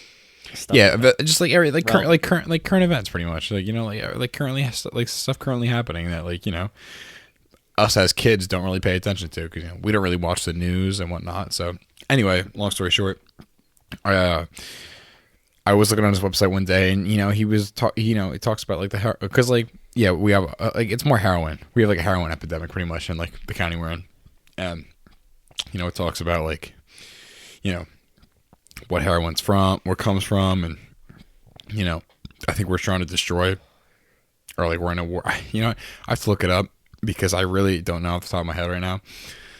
But, you know, it's just like in our where we live, it's a pretty big thing. I mean, I've obviously never come across anyone that, you know, had heroin on them or anything as far as that. But I mean, I think we could look up some information about how many people have died in Ocean County in the past year on overdoses. But it's like, you know, it's a pretty crazy thing, and like you know, we've had like, you know, presentations on it in school and whatnot, just to, you know, keep us aware and warn us about it. And like, it's crazy because like not all the people that or do heroin and stuff like that, or like not everyone's a scumbag, you know what I mean? Like and like they say a lot of it is due to sports related injuries, you know what I mean? Because, you know, 100%. because, you know, you're just injuries in general, not even sports related. But yeah, exactly. But yeah, injuries in general, because, you know, you get prescribed these painkillers, you know, they're you know, they don't take away the pain, they just numb it, you know, and that's what a painkiller is. It just numbs the pain, and you know, after a while, you know, if you're taking them a decent amount, you know, you kind of rely on it, because without painkillers, it sucks. You know what I mean? You have to like sit there and go through the pain, and they're expensive, obviously. You know, to keep refilling that bottle, and, you know, when you like I don't know how much the per pill it is, depending on what painkiller we're talking about, but And what insurance and yeah, all that exactly. shit, But at the end of the day, you can heroin's so fucking cheap, and it's like probably 10 times or 20 times as potent as a painkiller would be. So like if you think about it from like a financial standpoint, it's economically smart. yeah, it's like a no fucking brainer. You're like, you know what? Why would you spend this much money for something that does, that numbs the pain less and costs so much more when you do heroin, where it numbs the pain a million times more and costs, and it's dirt cheap. You know what I mean? So like, obviously it's good from a financial standpoint, but from like, it's good short term, not long term. So, just to bring this up, actually, I just looked this up as you were talking. I just looked up Ocean County heroin epidemic, and it says this top headline comes up: Ocean County has the most towns in the top 20 for heroin cases, and Bricktown is sixth with 550 cases, which of is overdoses. It just says opiate abuse, and I don't know when this. I'm sure it's like a year or something like that. But either way, we're the highest in terms of between Brick, Toms River, Lacey, Jackson, and South Toms River, Which is like pretty much Ocean County, right? Yeah. There's a little. There's a couple more towns, but. But in terms of what you're saying with like pills and stuff, so. Yeah, I was pretty much saying like, I guess like. How no, I wouldn't say most, but like how like some good people, and like obviously like people who would never think about I want to do heroin today. I mean, because people like try different shit and whatnot. Obviously, heroin's an extreme, but like not everyone's main goal is like no one's waking up and saying I want to try heroin today. You know what I mean? Like it's like a gradual I guess progress or process, I would say, actually, not progress. And it's like it's crazy shit, and like your dad was saying in the hot tub that one time in PA, could happen to anybody. Yeah. Yep. But yeah, so going back to pills, so I think that a lot of these people, so let's go back to the root. It starts off with an injury, whether it be a car accident, a work-related injury, a sports injury, something along those lines, and you're prescribed. Even your mom, she broke her arm, and luckily she was smart enough, like she said, she took what she needed for the pain, and she flushed the rest. Yeah, flushed her run down the toilet. I mean, not saying that's probably the greatest way to dispose. It's not good. It kind of gets in our water source and shit like that. Yeah, the greatest way to dispose of medication, but I mean, individually, it's probably good. So, but for other people, they don't, and they have this pain, and they keep taking it, right? Mm-hmm. And they keep taking it, and their tolerance gets better on it. Of course. And just like anything, we could use pre-workout as an example because we both work out. Pre-workout has caffeine in it. You start off with. No, actually, I think the I don't know what the recommended dosage is. Obviously, it's like not more than 2 scoops. I think in a 24-hour period. But dude, mine says 1 scoop. Mine's 333 milligrams. Oh, yeah, maybe it's 1 scoop, depending on how high the stims are on it. But they say to start off at a half scoop or start off at a quarter scoop. Okay. Just to not even that, not to test your tolerance, but think about it. If you start off with 2 scoops, obviously you're gonna be fucking you're super energetic and shit. But you're setting the bar high. You know what I mean?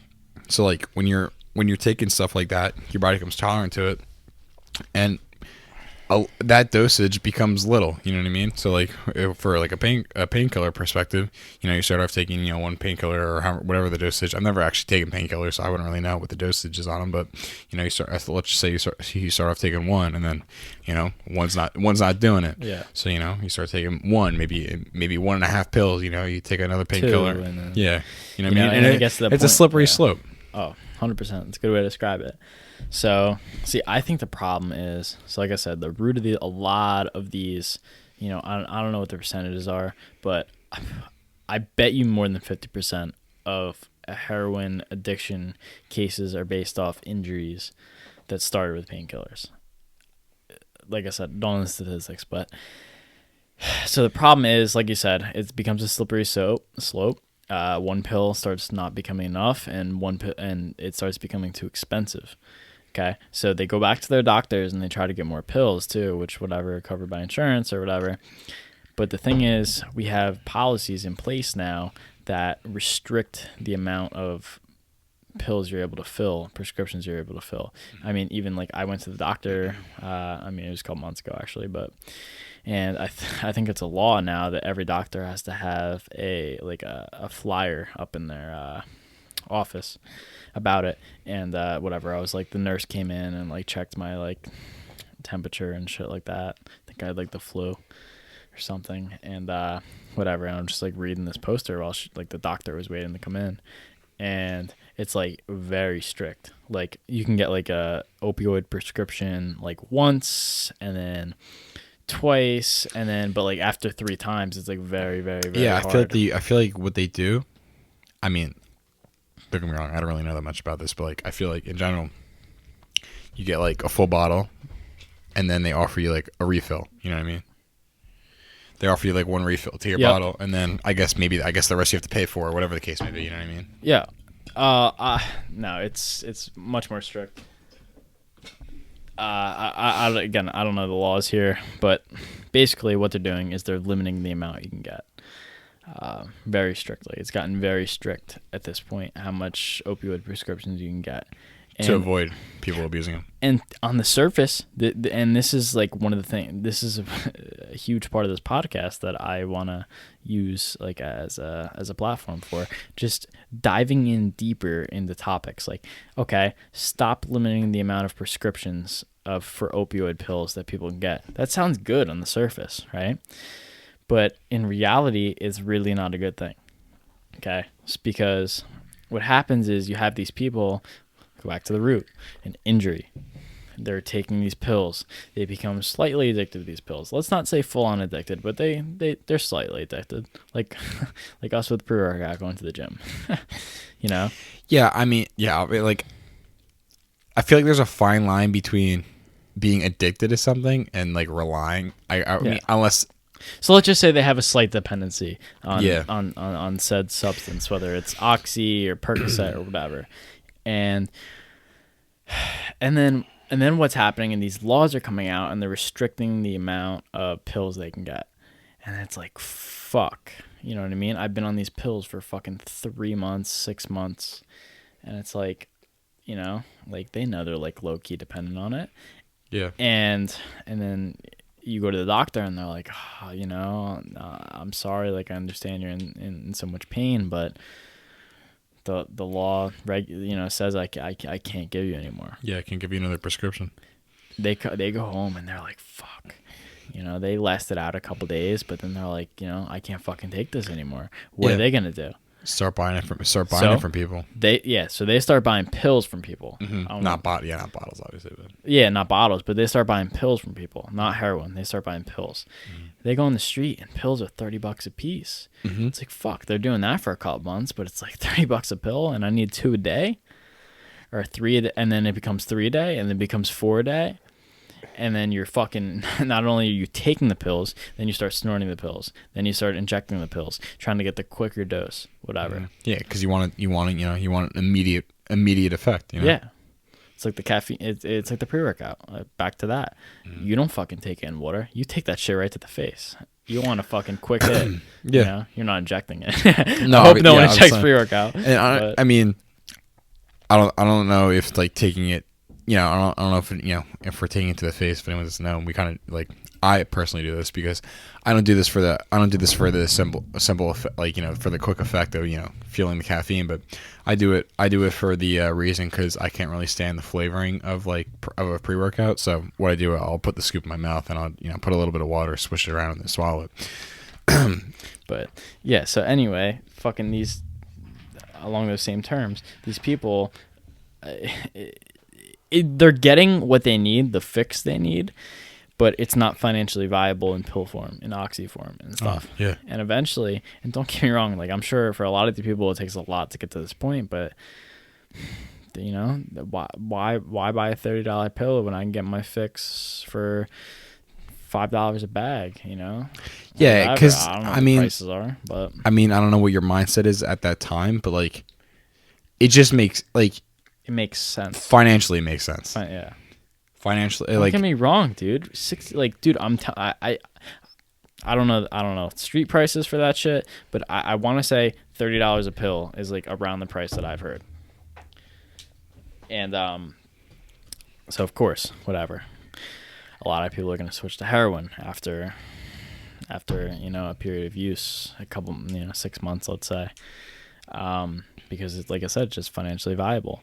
And obviously this is when the real epidemic starts, then you have this heroin. And don't get me wrong, if it just, I'm not saying it's a good thing, but if it's just heroin, yeah, because once you get to the heroin standpoint, you also have to factor in risk, and especially now. I mean, I don't know if heroin was even. I mean, it definitely, I feel like, was a thing back in the day, but yeah, definitely not as relevant as it is now. But, I mean, in our county, but like, you have fentanyl, you have stupid stuff it could be laced with. I mean, people, there's fucked up people out there, and like, But then again, from their perspective, from a drug dealer's perspective, it's not. It's fucked up. It's ethically fucked up. But if I'm a dealer and I can have 10% heroin cut with fentanyl and it be just, whatever. What I'm saying is that it's more financially viable for them. Yeah. Finances drive like everything, like a lot of things. So you're a drug dealer. If you're a drug dealer, you're just trying to make profit. Yeah, exactly. So any business is trying to make profit. No one starts a business so they just fucking lose money. Yeah, exactly. Drug dealing's a business. So what happens is these drugs are illegal, obviously, and these illegal drug dealers are gonna go for profits, as Brendan just said. And no shit, a lot of this heroin that people are gonna be getting is laced with fentanyl and other very potent opioids, and this is a problem, and this is why people are overdosing. You don't know what you're getting. You think you're getting heroin, you're just trying to get your fix, and next thing you know, it's 15 times more potent because the drug dealer in his basement didn't weigh out the fentanyl right, which is like, dude, I don't know amounts with that shit, but dude, like, I know it's like a grain of salt that could make you overdose and shit like that. Yeah, dude, fucking. I remember they said in a presentation at school, I think it was a 16th of a grain of salt of fentanyl. Yeah. Could kill somebody. And that now there's shit that's stronger than fentanyl, which is like microscopic. Yeah. You know what I mean? And obviously, if you're buying heroin, you don't give two fucks when you're buying heroin. You know what I mean? You don't care about your health. You don't care about fucking anything. The only thing you care about is getting your fix. Yep. So you'll start stealing money. You'll start, Yeah, and even good people. Mm-hmm. I remember Kylie was talking about this. My gym teacher senior year. I don't know. He was talking about someone else, like whatever, came in their school and talked about heroin, and like she was addicted to heroin. She come in and talk to your class or no? Probably. Yeah. I would assume so. Yeah, but whatever. Like she was like an average student. I don't know what average is, but not even student, just like an average person. You know what I mean? Just like a good person. And whatever. I don't know how she originally got hooked. I don't remember, but she said one thing. She said, anything that ever happens, she's like, I'd never steal from my grandma or some shit like that. And next thing you know, she's on heroin, and it got to a point where she stole from her fucking grandma, as much as she loved her and shit. Like that addiction was so strong that she ended up stealing from her grandma. I don't even know how I got on this in terms of fentanyl and shit, but I don't know. What's your take on this? As I think about how I got here. I mean, I don't know what. I don't know what your main point you're trying to prove by mentioning this, but yeah, it's definitely something that's relevant for us. I mean, obviously, for younger generations, drugs is definitely no joke. You don't want to take that shit lightly. But there's certain things that you just have to watch out for. You have to watch your back. Obviously, a lot of people are curious. A lot of people want want to try certain things, you know, you only live once type mentality, you know what I mean? You know, or there's that one saying, I'm here for a good time, not for a long time, you know, if you want to mention that. But like, you know, especially our age, you know, our age, teenagers always experiment with drugs. yeah, just like our age group is just such a it's a time to experiment, you know what I mean? Yeah, 100%. Teenagers in general, it's an experimental time. Youth is experimental with everything, and this is and just like and totally fuck drugs, just like with anything, you know what I mean? Yeah, you want to like obviously like our brain isn't fully developed. Yeah, definitely not, and like you know, like and this is a time like when you're a teenager. You have no they have no responsibilities, but no major responsibilities. You know what I mean? You don't have a family. You don't have mouths to feed. You know, bills to pay. You don't have, you know what I mean? There's not a lot to take into consideration when you do certain things. You know what I mean? I guess like the only thing you can take into consideration is is yourself. You know what I mean? Yourself and your health. Well, that's pretty paradoxical. Your health, but God. Yeah, but you know, like. Yeah, like I was just saying, like it is an experimental time. You know, you do one thing could lead to another, and you know, eventually, like you're at a point in your life where, like, you know what, you're like, fuck, I've gone too far. You know what I mean? And like, is there any going back? And you know, so where I want to elaborate on this is like we were just saying. Teenagers always experiment with shit, and you have to realize that teenagers and people in general are always going to experiment with drugs, and it's just an inevitable part of society. Yeah, and we're not saying obviously just teenagers take fucking heroin. Yeah. We're not saying that, but not at all. From our perspective, from an evolutionary perspective, if you look back very far, almost I don't know how far, don't know the science behind this. I'll have to look it up, elaborate it on another podcast. But when you look back in evolution, humans and species in general have always tried to alter their state of consciousness. It's almost like it's like art, it's like religion, it's like language. It's like you go back very far in evolution and you realize that this is like inevitable, and music too, that you look really back far in evolution and it is something that humans do. We try to alter our state of consciousness, whether it's with alcohol, whether it's with eating different plants, whatever. We try to alter our state of consciousness. And what actually going back to this Joe Rogan and Dan Carlin podcast, they talked about, I mean, they obviously experimented with drugs when they were younger, whether it be drugs, alcohol, whatever. But they were saying that, like, wow, like it's Dan Carlin was saying this, it's like it's a fucking bad time to be a teenager, you know, because a lot of teenagers experiment with drugs, and he's like, it's a bad time to experiment with drugs because you never know what you're getting nowadays, especially with this like fentanyl crisis that we're having, opioid crisis that we're having. Yeah, and like, you know, I feel like our parents say that, you know what I mean? Like, you know, if you're smoking weed back in the day, then like, you know, it was, you know, most likely it was like, yeah, pure weed, you know what I mean? Like, right. It wasn't laced with anything. Like, it's crazy because, like, you know, shit like that is developed so much, you know what I mean? Like, you never know, like, nowadays you never know what you're smoking, you never know what you're, you know, and just, I don't, you know, and like people just like, you know, do the stupidest shit and like, you know, fucking, they just become like, and like it sucks for like the people who like, you know, say are smoking weed or doing heroin, and like, you know, the first person to fucking do heroin with fentanyl, you know, they become an example of like how bad it can actually be. Yeah, 100%. So I think if me and you can come to this consensus, at least since we're on this podcast, if me and you can come to the consensus that people, not even just people, animals, humans, whatever, that for a long time in our evolutionary history that we have altered our state of consciousness, that it's sort of an inevitable part of being, that we kind of need to accept this. It's like that we need to accept a certain level of inequality, that we need to accept a certain level of crime, that we need to accept a certain level that people are going to be sociopathic and shit like that. We also need to accept a certain amount of people that are going to experiment with their consciousness, you know, and not just be sober. Yeah. So if this is sort of an inevitable part of being, that people are going to be experimental, that we need to really radically rethink the way we look at this. And, if people are going to experiment, but we have this huge opioid epidemic and this huge fentanyl problem where people don't know what they're getting and people are overdosing and shit like that, I think we need to really rethink this whole crisis, but look at the root of the problem and not try to put Band-Aid fixes on it like a lot of people try to do. So, for example, as we're limiting prescriptions and shit like that. Exactly. So that's exactly what I was going to say. So that's like a Band-Aid solution in my eyes, because it's not fixing the root of the problem. How do we fix the root of the problem?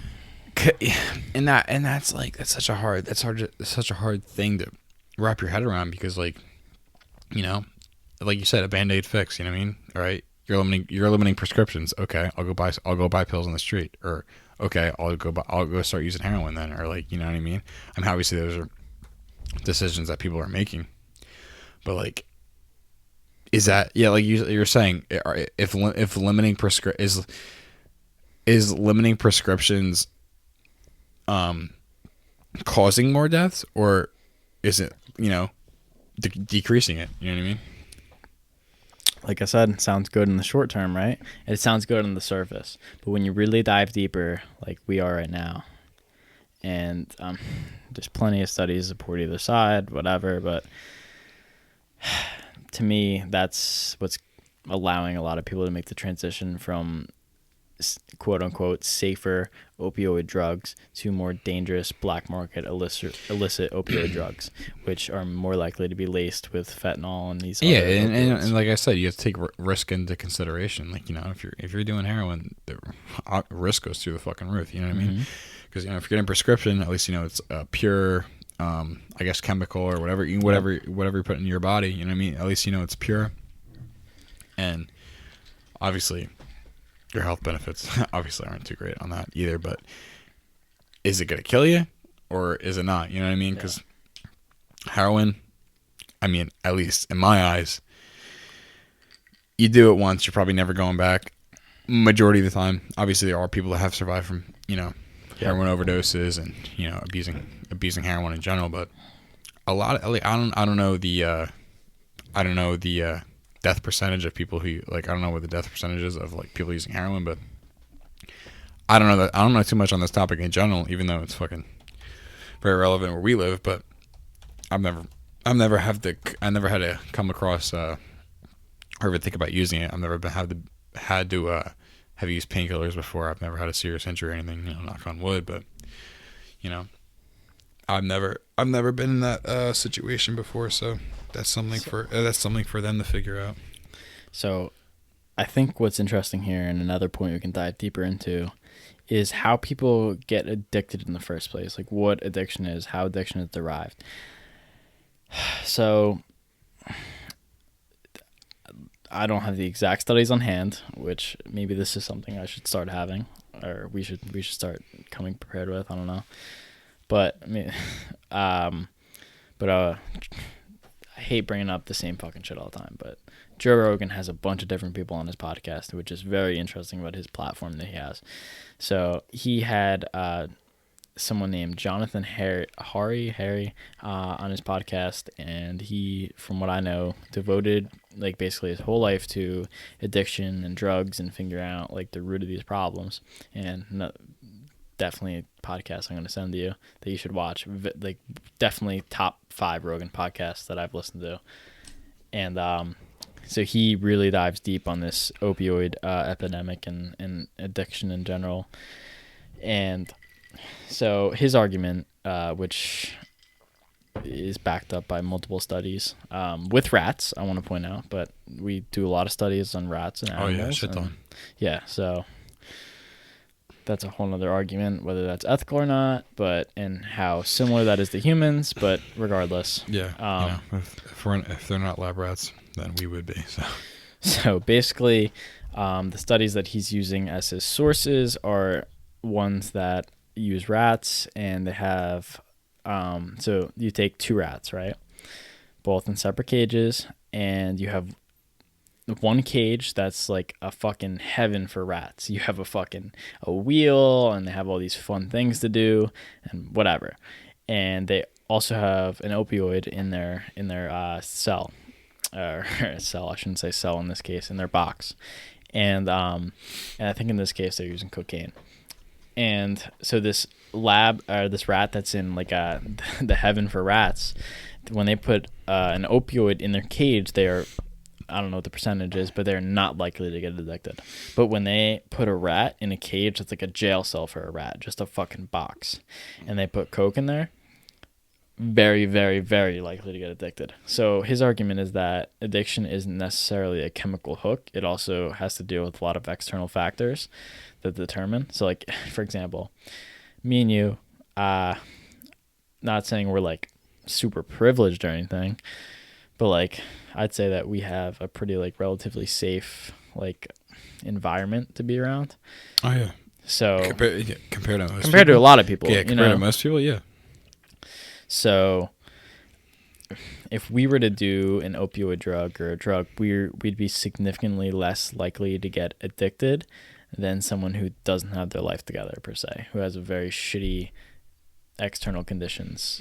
Yeah, definitely, because there's some people that lack education on these topics, and like obviously, But I'm just saying in the fact that like, all right, think about us who, both of our parents are like alive, and we live in a home, and this, and yeah, we don't have to ever worry as much as the struggles we go through.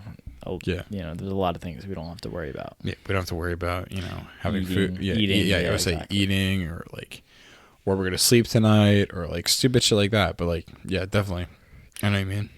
So his argument, Jonathan Harry, is that basically that addiction isn't just a chemical hook, and there's a lot of external factors that go into it, and that what we're doing in the United States isn't a good idea, in the fact of what do we do when someone gets per se convicted of, let's go through the example that we were talking about before, of someone who gets an injury, they go on prescription pills, then their doctor doesn't fill their prescription because they're not legally allowed to, and then they eventually start going on to heroin and street drugs. And how did I get here? Start going on heroin and street drugs. Fuck. Lost my train of thought. I don't know. Talk for a minute. Fuck. What are you trying to say? Like whose fault actually is it that they got to that point? Is that what you're trying to say? No. How was I saying this? How addiction's derived. So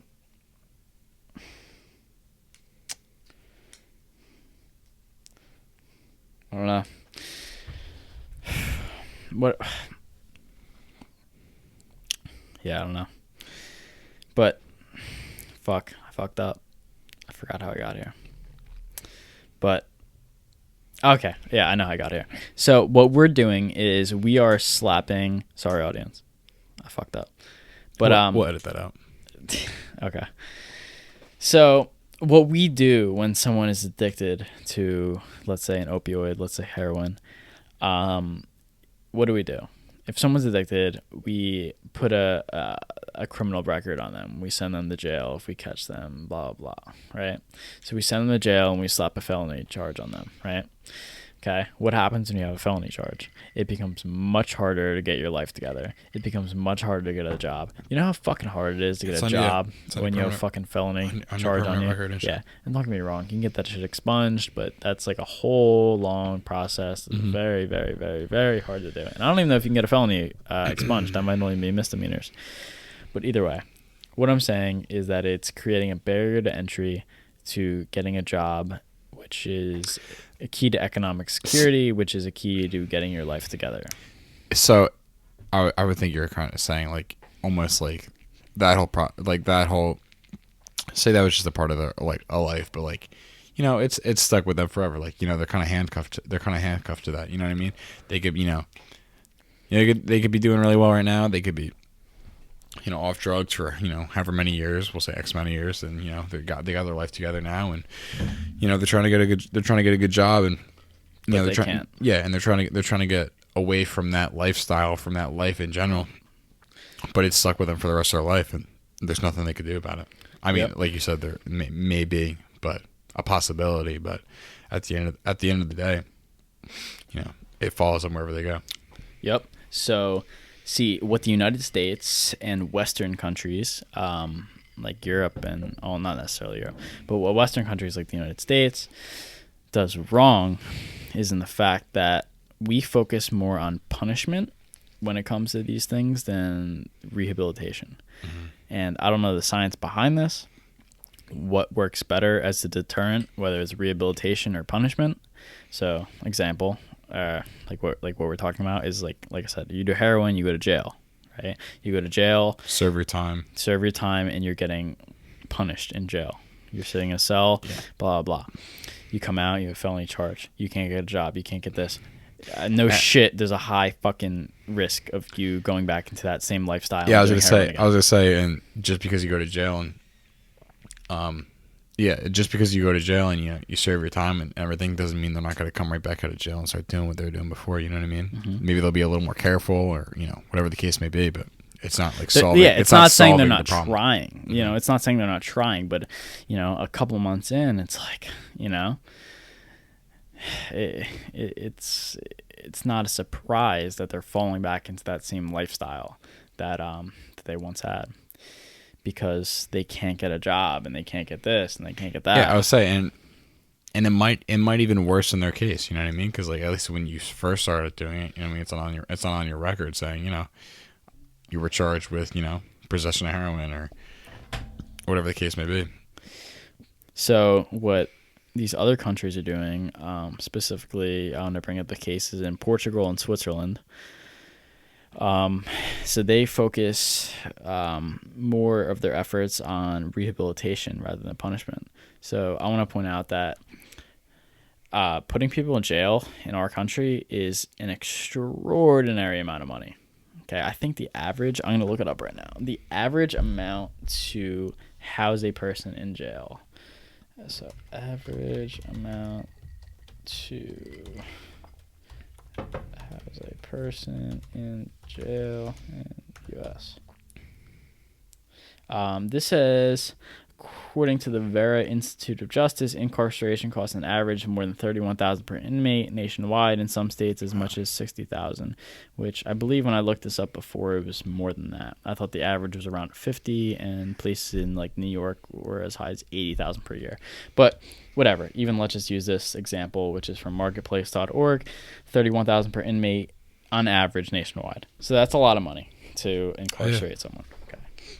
So I'm not saying that punishment isn't a good, viable option for some things, but when it comes to drugs and stuff, I don't know, it's the best thing. So in countries like Portugal and Switzerland, they are using this money instead of punishment, but they're using this money for rehabilitation.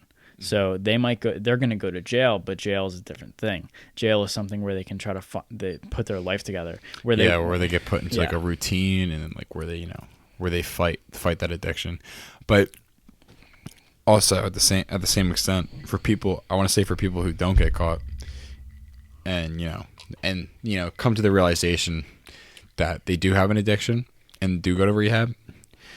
Rehab's usually not a one-time thing. It's usually they go to rehab, relapse, go back to rehab, might relapse again. It's like a 1-2, or it's definitely not. I don't know what the percentages on going to rehab once is and coming back out successful, but usually for I think most cases, rehab is definitely more than a one-time thing. I think it's like at least 2 or 3 times. I want to say I heard the average somewhere was 7, but I don't know. I just came up with that. But it's definitely more than 1, like you said. So, but getting back into this, and that's a good devil's advocate point of view, because that's something that I can't even explain, because like you said, that's even people without like having that on the record and stuff. But I think that when it comes to the drug epidemic, I think that we need to focus our efforts more on rehabilitation and getting people's lives together than we do on punishment, because I don't think punishment is solving the root of the problem, because I think this is a huge thing, and everything we're talking about is solving the root of the problem. I feel like doing jail time and stuff like that probably work. It definitely works in some cases, but yeah, I would say in most cases, like I feel like in most cases it worsens their situation rather than helping them. At least in terms of drugs. If you're a murderer or this or that or a rapist, I don't know. Yeah, I feel like that's where when murders and stuff like that, I feel like that's where the death penalty comes into play. Yeah. And whether that's ethical or not, that's a total different argument that we'll get into another time. Yeah. But, fuck that. But yeah, we talked about that in Decker's class. Yeah. When you mentioned how much it costs to house an inmate or whatever, that's immediately what I thought about, was like the death penalty. But yeah, obviously that's definitely another time, and that's another time we'll talk about that. But so what they're doing in Switzerland and Portugal, these two countries that I brought up, is so in Switzerland they had a big drug opioid crisis, and same with Portugal. And in terms of Portugal, I want to say this Jonathan Harry guy said that at some point, I think it was like around 2000, 1% of the population was addicted to heroin, which that doesn't sound like a lot, but that's a shit ton when you think of like 1 in 100 people are addicted to heroin. He said that it was to the point where people were like shooting up in the street, and like it was a really, really bad thing. So the prime minister or president or whatever they have there said, what we have right now is anarchy and chaos in our country in terms of the drug epidemic. So these incremental policies and stuff that we're instilling and adopting aren't solving the problem. So what we need for a radical outcome is a radical change. And that radical change in terms of Portugal was to decriminalize all drugs. So the decriminalizing argument, I don't follow as much as I follow the Switzerland argument, which is legalization. I think legalization is better than decriminalization, but there's whatever. I think they're both better than what we have in place right now. So I want to say in Portugal, a large percentage of like taxes that would be used to, let's say, incarcerate these people who are addicted to drugs are now spent helping them get jobs, helping them fight their addiction, helping them this. And in the long term, that's helping them more than incarcerating them. I mean, think about it. If someone in our country, we just talked about, dude, if someone's in jail for heroin once, they're more likely to get back into their same routine, do the drugs again, go back to jail again. Next thing you know, we're spending more taxpayer dollars housing them, and it's not solving the root of the problem. But and then eventually they might probably just end up back in jail anyway. Yeah. So like, are you just? It's a feedback loop, is what that's called. Yeah. You're kind of just sitting there and procrastinating pretty much. Like you're not really doing anything. It's kind of like it's like a second problem. But fuck it, talk about Switzerland more. So they legalized all drugs, including heroin and stuff. And this is going to sound like a major surprise I might have told you this, but I don't know. But to the viewers anyway. They legalized all drugs, even heroin. So if you're having a heroin problem, let's just say heroin, you can actually go to different clinics, and it's completely free. You can go twice a day, and you can get any dose of heroin that you want that won't kill you. It's administered and viewed by nurses and doctors. So they'll give you any dose that won't kill you twice a day, up to twice a day, for completely free. And it's medically pure heroin. They give you your own syringe. Not laced with anything. Yes, it's completely legit. And Jonathan Harry was saying that Switzerland is a very conservative country, right? So you'd think that conservatives would be totally against this sort of policy. But after they've seen the results, it's obvious that it's not as bad as an idea as a lot of people think on the surface. Crime rates like went down significantly. The overdose rate in these countries, Switzerland and Portugal that I'm bringing up, the amount of people that overdosed almost dropped to zero, like literally zero, because why buy street heroin that could be laced with fentanyl and all these other opioids when you can go get medically pure heroin from a clinic for free? You know what I mean? Mm-hmm. But whatever. Basically, they're solving the root of their addiction problems. They're trying to get them jobs. What Jonathan Harry said is that, let's say one of these people that are addicted to heroin, they know a little something. Everybody knows a little something. Let's say that they know a little bit about cars, right? So they'll take this guy, John Smith, and he knows a little bit about fixing cars. So the government will actually not only give him medically pure heroin twice a day, whatever dose he wants, but they will try to help him find a job.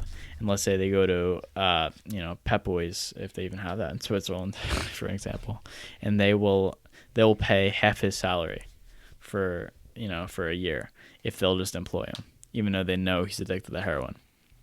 But obviously there's a huge incentive there. They're paying half his salary, so they're like, yeah, we'll help John Smith get a job. And now John Smith, after working there for 6 months, he's like, wow, he's like, things are actually going good. He's like, I'm making some money. He's like, I'm kind of happy. He's like, I'm kind of, I'm doing what I like. And he's like, I'm gonna cut this addiction. He's like, I don't think I need it anymore. He's like, I found my spot in life. And I think that's how you can solve the root of addiction and stuff like that, by finding meaning, by finding purpose in your life. And that's what these other countries like Portugal and Switzerland are doing, instead of just incarcerating and punishing these people and putting permanent records on their sentences, making it even harder to find purpose, meaning in your life.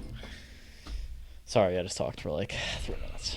No, that's right. I mean, you definitely had more insight on this than I did, but no, yeah, definitely, I agree with that. But, yeah,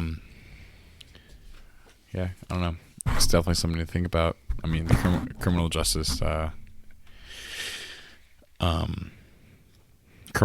feel like in general, or just like the justice system, I feel like needs to have a little bit of reform, I would say. And don't get me wrong, like for me, like I mean, I'll bring this up. I'm definitely more conservative than I am liberal or left leaning, democratic or whatever you want to say. But I am definitely open minded to these concepts, and when I heard about these things, I was kind of blown away. Yeah, I didn't even know about that until you said something. So no, but definitely I'll send you that podcast, and he explains it way better than I just did, way better. Mm-hmm. But it's I think it all comes back to the same thing. It's solving the root of problems and not just putting Band-Aid solutions on things. Band-Aid solutions are just cost more money and don't work as well. No, yeah, it's definitely interesting. But I don't have much to say on that. I'm not very educated on that whole topic, especially what you just mentioned. But because I didn't really know anything about that until you just mentioned it. But it's definitely something to think about. What you wanna transfer in anything here? Or? I mean, I don't know. I got a couple things here. I mean, I don't know what you have written down, but guns. Oh, fuck that. Second Amendment, gun laws. Come on. That's a long conversation. Yeah, and I don't really. Yeah, I don't know much about it either, but huge thing. I feel like that's just something you can't. I mean, obviously you could sit here and talk about it all day, but I mean, like, I don't know. It's a rough. Yeah, it's a huge thing. It's a rough topic. And I really am not that educated on this, but our Constitution, it was like ratified or whatever in like 1776, started with 4th of July. It was, I don't know when it was written, sometime in the 1700s. But when it was written, the Second Amendment. Let me look it up.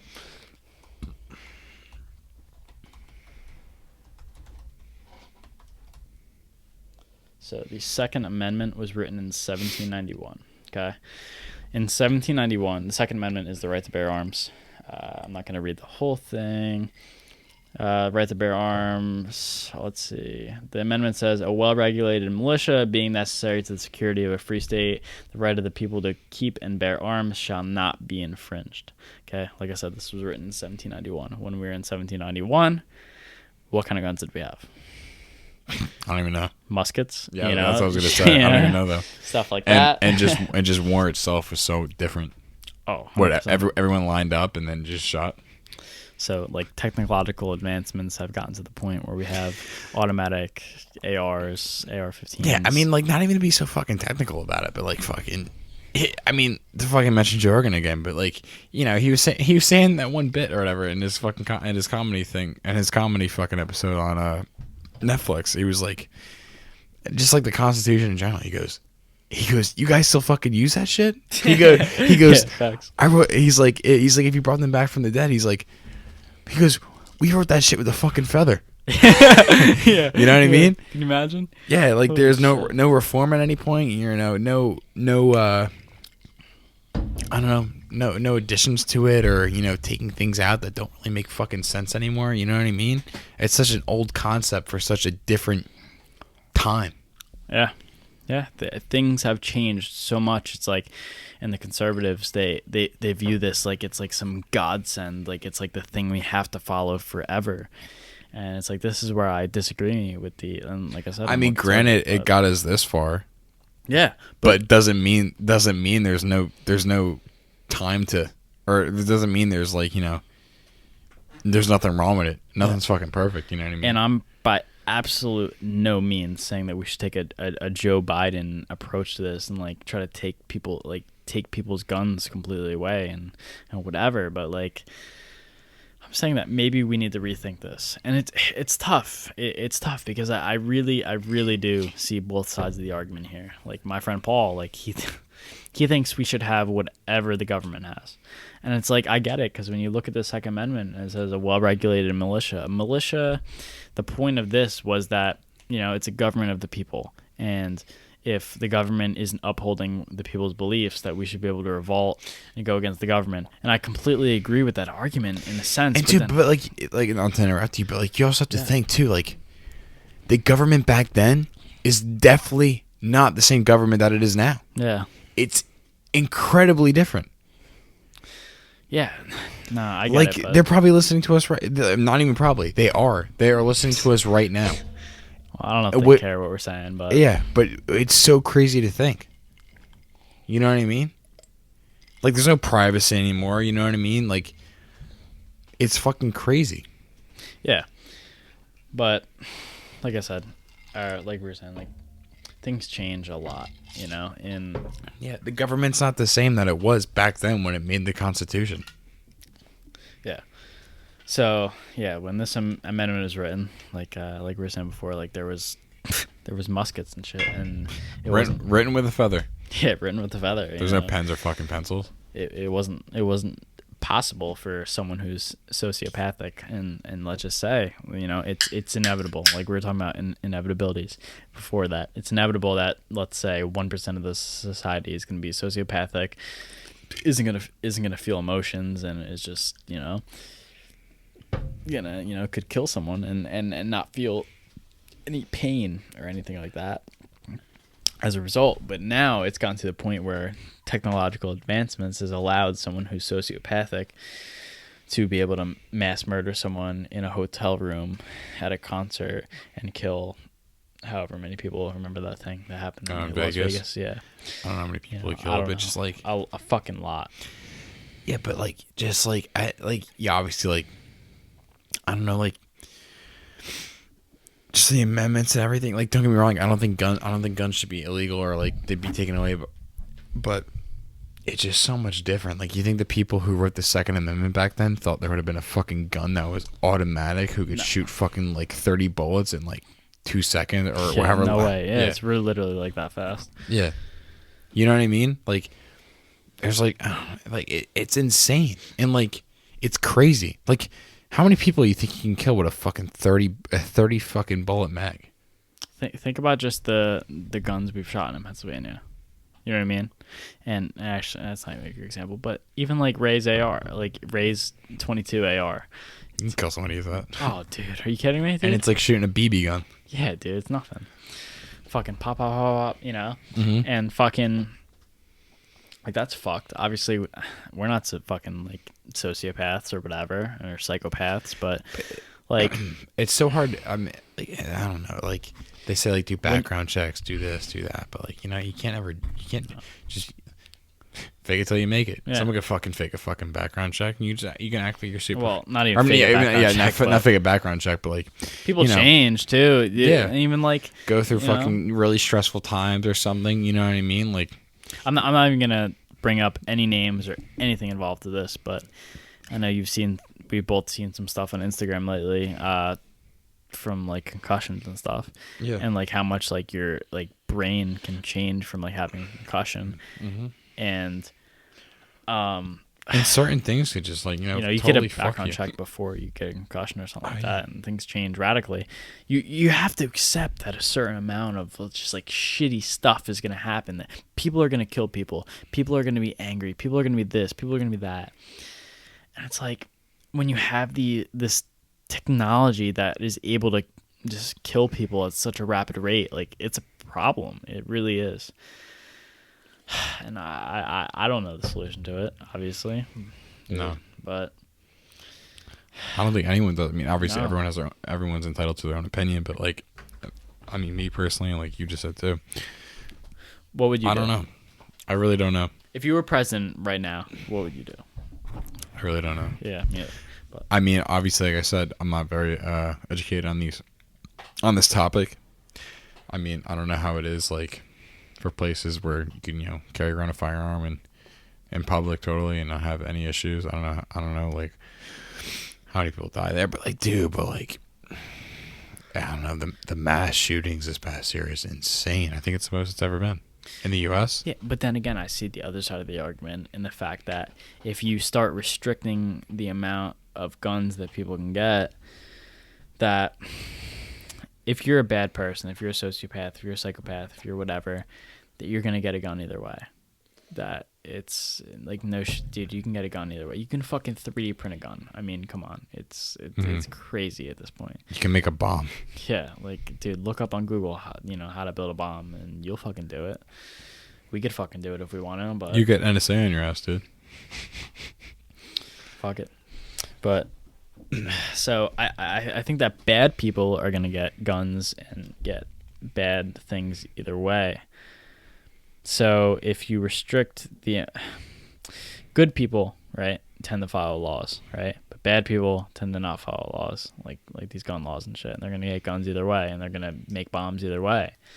So if you restrict the amount if you put legislation in place that restricts good people getting guns, then... You know what I mean? Like then you're going to just make the ratio of bad people with guns to good people with guns higher, which is bad. I mean, to bring business into play, like, if you were to ban, say, if you were just to ban guns from, like, anyone from having them, and, like, say you confiscate everyone's guns in the fucking U.S. or whatever, like, you'd be hurting so many. You'd be like, the hunting industry? That would totally go under. You know what I mean? Yeah. I mean, unless you're fucking, hunting with a fucking crossbow or something. I don't even know. I don't know if that would become illegal or whatever. I don't know what the restrictions are on that or whatever. But, like, you can't totally disregard a whole entire, industry because, it's for a whole part of the economy and everything. And, people hunt and, I feel like if you take hunting out of play, certain animals can become overpopulated. I feel like, there's so many factors to take into play. So many factors that there's never going to be a, let's say, right or wrong answer, but, that's why it's good to have these conversations. Just try to see both sides, and, and with this argument in particular, I really do see both sides, and I really don't know what the right answer is. But I just don't understand how, like, for years it wasn't that big of a deal, but very recently it has been. It's almost like a trend. You know what I mean? Yeah. Like it almost became like you just said, it almost became like trendy to fucking go shoot, like to do mass shootings and shoot up schools and shit like that. Like how'd that even become a thing? Like when was Columbine? Yeah, I don't know. 90s, 80s or something? Yeah, I think so. I'll look it up.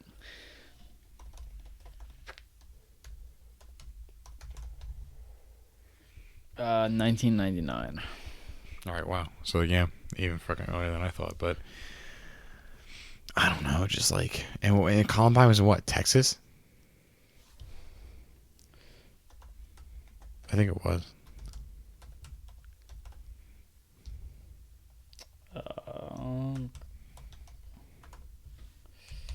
Columbine was Colorado, Was it really Colorado? according to Wikipedia. I thought it was Texas.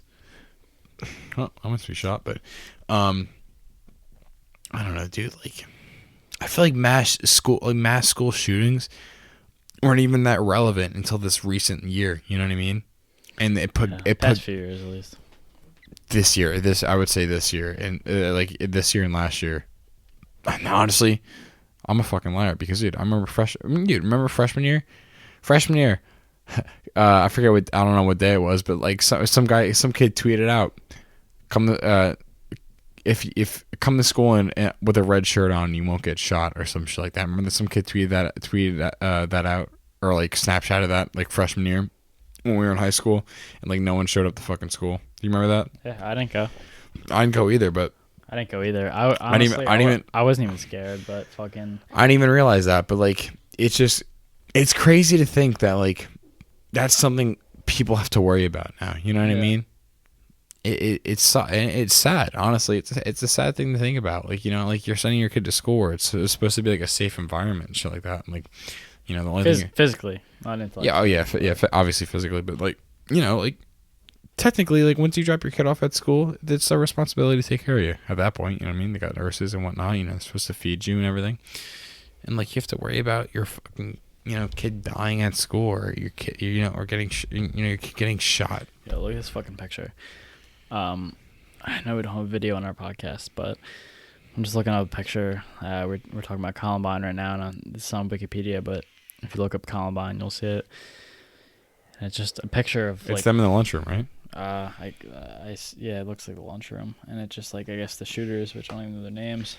Dude, and honestly, that shit used to bug me out for a while. Like, dude, like, you know how fucked it is to sit in the classroom and to think, if a school shooter came right now, what the fuck am I gonna do? You know what I mean? Like, nothing for nothing. That's something we shouldn't even be fucking worried about. Yeah. At all. Like the last thing we should be thinking about going to school is, you know, am I gonna get shot today by somebody, or you know what I mean? And like that shouldn't be something that even crosses your fucking mind, especially going to school. And it's like, I don't know, it's crazy to think about, but it's reality. Exactly. It's so relevant to this time period where like mass shootings are becoming common. And as sad as that is to say, there's really nothing we can do about it. And like, luckily for us, we're not in high school anymore, where school shootings is where most school shootings happen. You know what I mean? I saw something on one of those Snapchat news stories. I think it was a high school in Michigan. They're like creating a new high school, or maybe making changes to current high schools. And dude, they're making hallways, so the hallways are like curved. You're telling me this? Yeah, so that, you know, if there was a shooter in a hallway, that they wouldn't be able to shoot down the whole hallway and have those whole host of like targets. Have like a straight shot. Yeah. So which is walls crazy. To hide behind, and crazy shit that is created just for the fact of the school shooters. Yeah, that has to be taken into consideration. Yeah, you know what I mean. And like what they were saying us too. Like, remember, I think it was our summer going into senior year. I think they were saying, like, you know, over the summer, our local police department is having school shooter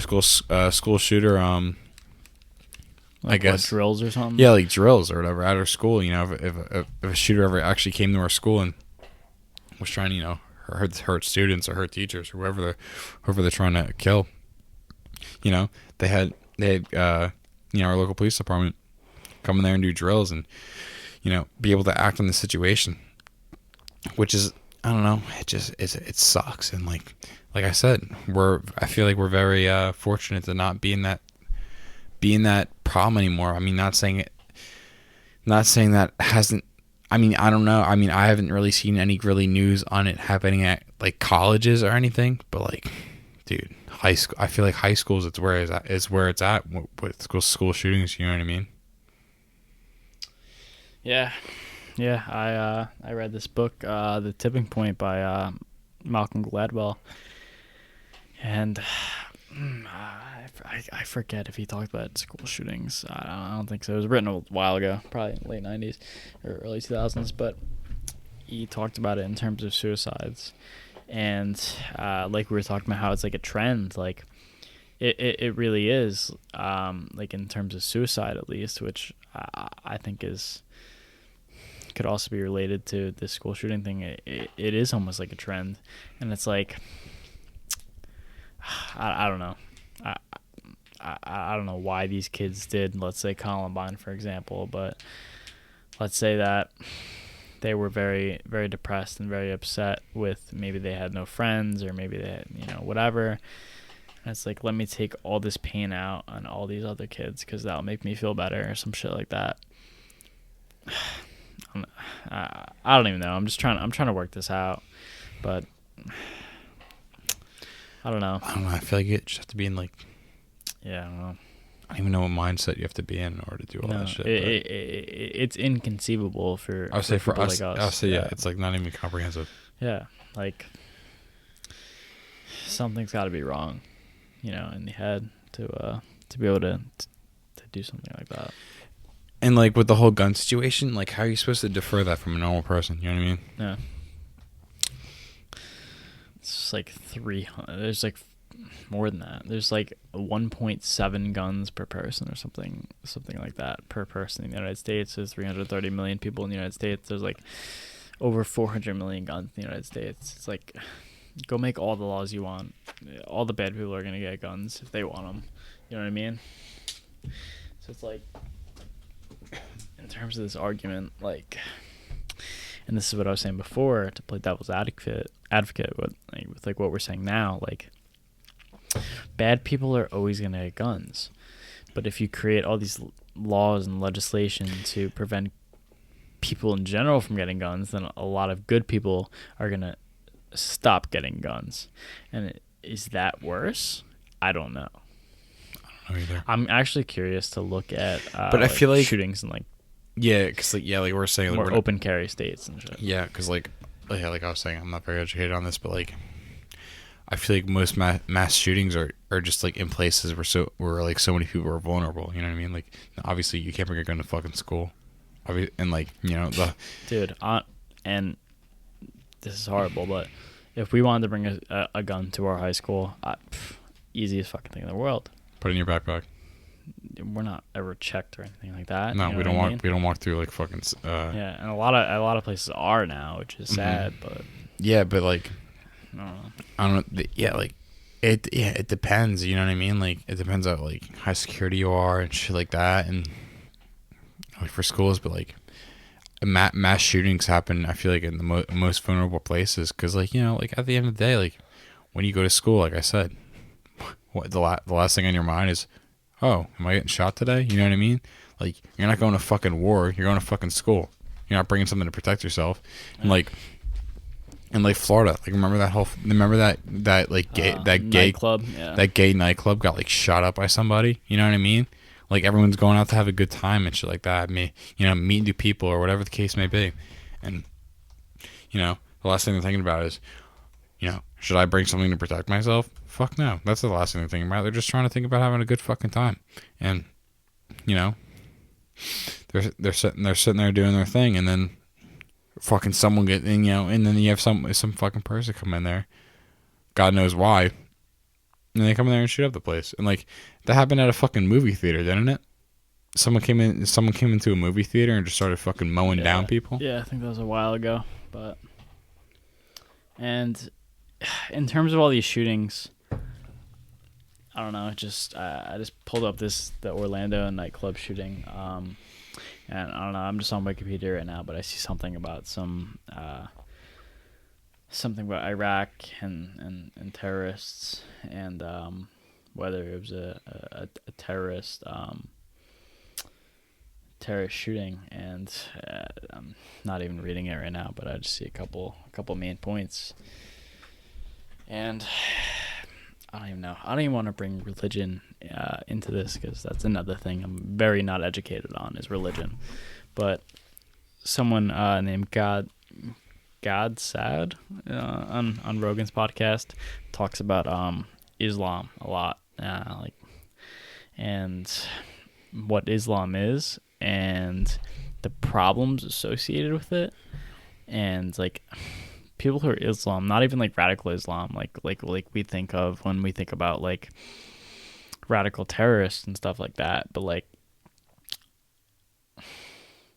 I know I don't even want to get into this, but like Islam, like people who believe in true Islam don't believe at all in gay rights and shit like that, like, and that could have been a big factor in this shooting.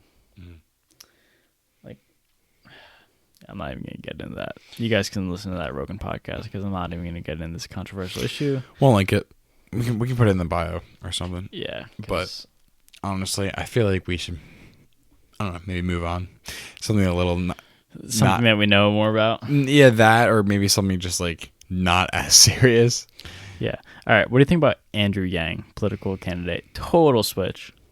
I don't even know who the fuck that is. You don't know who Andrew Yang is? Nope. Wow. Okay. I was going to talk more about just like... God, you go into something you want to talk about. Cause I was just going to talk about more just like our life in general. Something we can... I feel like... I mean, not... I'm down, because fuck, I'm not getting into that fucking shooting. Yeah. I know. I don't know enough about it. I don't know enough about religion. I don't know enough about politics or anything like that. Yeah. But just like, I don't know. I would just like to get in more about like, I would say our life in general, just like our situation and just like, you know, our mindsets on, you know, certain things in our life, and like, you know, people who are our age who are fucking, you know, going to college and, you know, trying to figure out what they want to do in life, you know, like, I'll start this out. Fucking, you know, me and Mason, we go to a community college near us, and, you know, we're doing that because, I mean, yeah, because why? Yeah. I mean, I would say one of definitely the main reasons is student debt. You know, it's so much cheaper than going to a university, or, you know, more of a main college rather than a community college. But I don't know, just like life in general, like if you're like just like thinking back to like when you're like 18, 19 years old and you're, you know, first starting out college and shit, like I asked so many people, like, you know, like, oh, you know, because community college is usually a 2-year thing. You know, you get your associates and you move on to a 4-year school. And like I asked so many people, like, you know, like, oh, you know, what are you doing after our college is called Ocean County College. You know, shout out them, OCC, Harvard on Hooper. You know, I asked so many people where like I'm like, oh my god, what are your plans after OCC, or what are your plans after you know, after you're done going through here? And you know, there's so many people, and like I feel like I'm definitely in the same boat as, like, you know, I don't know, you know what I mean? I don't know what I want to do in life. I don't know, like, what, you know. It's I feel like we're in like a rough state, not like a rough stage, but like college is so much more questionable than it used to be. You know what I mean? Like I feel like college used to be more, not, I wouldn't say guaranteed, but like I feel like it used to be definitely more like, oh, I'm gonna go to college, you know, after college I'll get a job and stuff like that. And like I feel like people are coming to the realization that, you know, like college is not their only option. Not that it wasn't their only option to begin with, but you know what I mean? Like I feel like definitely in the recent years, like the years before us, you know, you go to high school, then you go to college, and then after college, you know, you get a job, and then, you know, I feel like it's not like that anymore. And like for our generation, at least for us, because I feel like we're the only, I don't know, for the only people that think this way. I mean, probably not, most likely, but for most people that I talk to, you know, some of them have their, you know, their life mapped out, and then some of them are just, it's like a toss of the dice. You know what I mean? I don't know what you have. I don't know what you have on this topic. I don't know what you're looking up right now, but Yeah, so I'm just looking up. Like, I agree with what you just said, but like we were talking about earlier when I mentioned like informational asymmetry and how our parents' generation, like Gen X, basically like a route to quote unquote success, or at least economic success was in terms of knowing shit that other people don't know.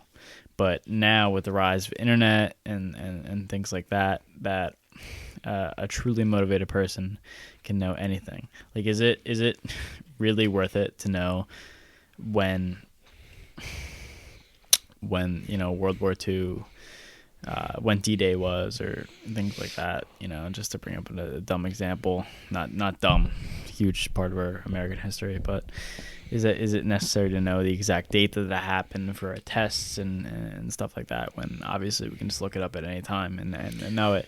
And so that I think that as time goes on, a college degree is less and less valuable.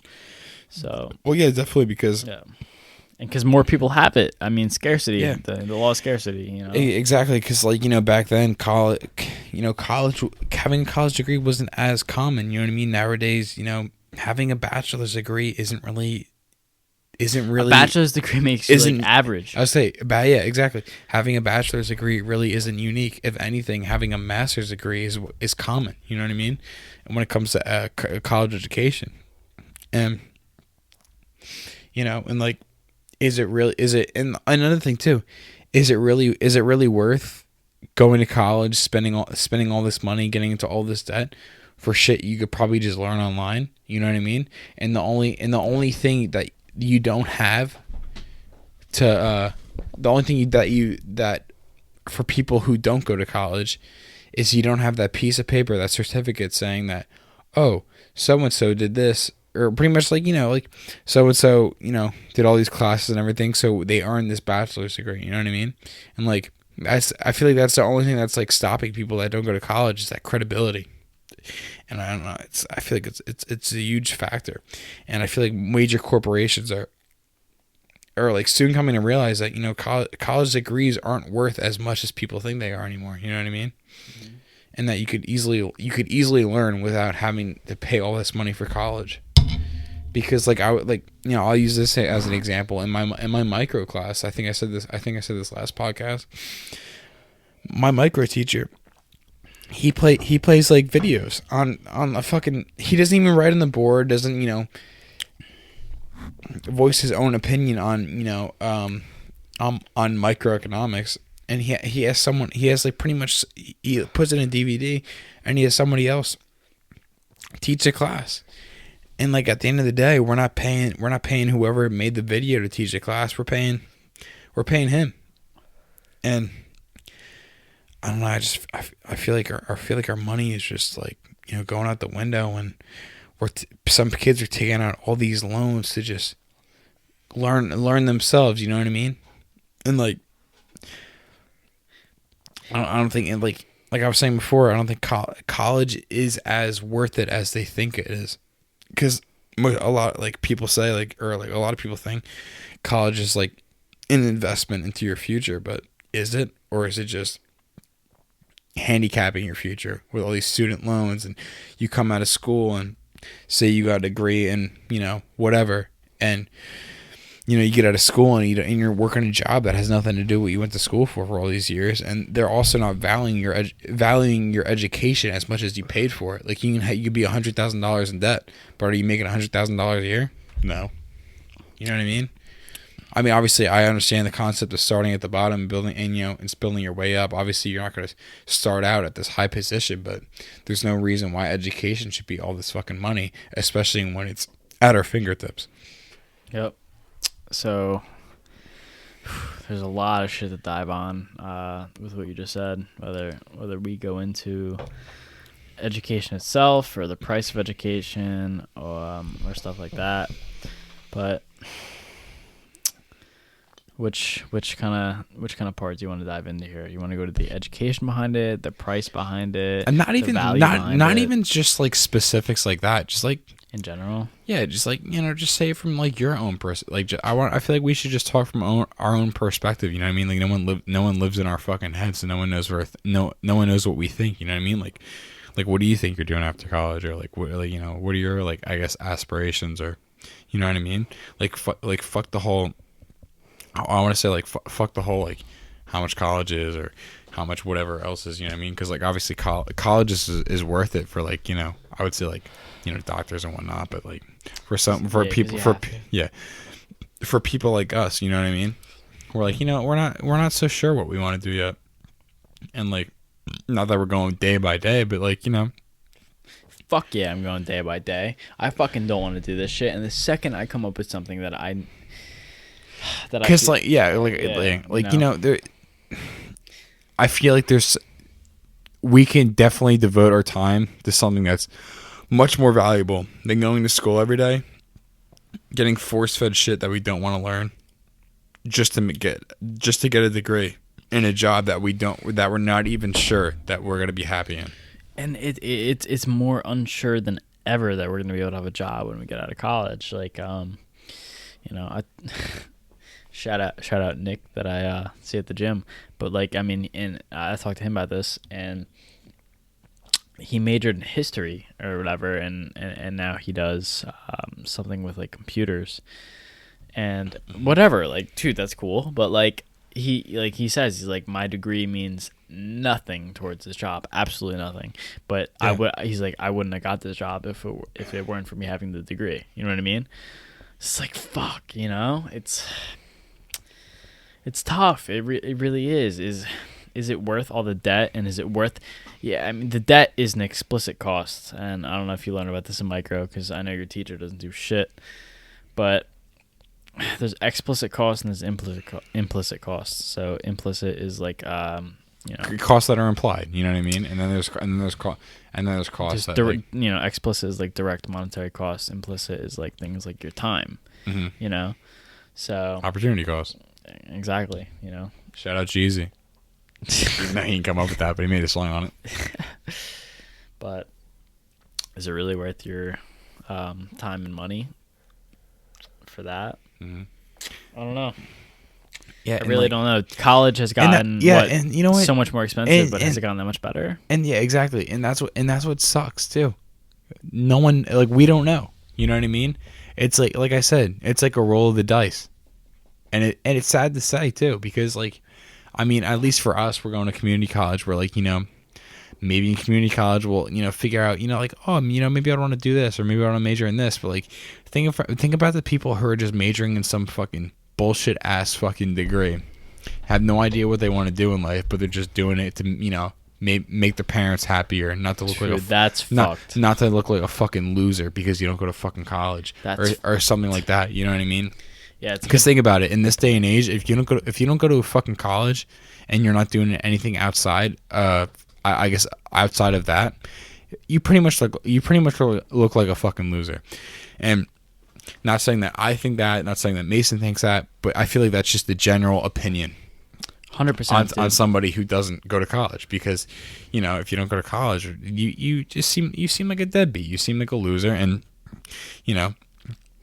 people don't, and people don't see the people like we were saying before. There's seen and unseen effects. Like, why spend all this money on education that necessarily you don't need to go to make it somewhere, to be successful? And success has obviously so many different definitions. Like obviously financial success, happiness, and different other things. Like maybe I don't need to go to college to be happy, you know what I mean? Maybe I can go work a trade or do something else, or do what we're doing now. Like I said, like we were saying earlier in the podcast, there's so many different ways to make fucking money, and via the internet, and you don't need, and no, you're not going through a fucking application process like us, or like on YouTube, or like on social media in general. You're not going through an application process asking, oh, what degree do you have, or do you have a high school diploma, or any of this other bullshit. You know what I mean?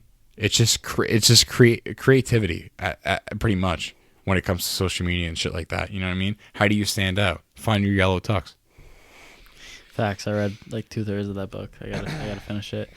But shout out Jesse Cole, owner of the Savannah Bananas, and our teachers, Mr. Johnson, roommate in college. But yeah, it's I don't, you know, going on that point, I don't think that's what school and education and college tries to foster and adopt is, you know, I think we suppress creativity rather than promote it. Exactly. And like, and when everyone's graduate, say me and you are graduating whatever college with a fucking bachelor's in Associates, but all. Oh, well, no, I'm just gonna say a bachelor's, just like a 4-year degree in business. You know what I mean? We both got the same education. Me and you both didn't. You know, like there's like what, like when someone has a bachelor, like when someone has a bachelor's in something, or like we're just gonna say business. The only difference is what school you went to. You know what I mean? Like if me and you went to the same school and got a bachelor's in something, what can they tell us apart? Like how can they tell us apart? You know what I mean? Yeah, they don't know. To me, I bring up like what's more valuable, and I don't know. I'm just bringing up this question. What's more valuable? Okay, we're gonna talk in terms of business. So let's say we have me and you, and we have. So let's say me. Let's say I go to college.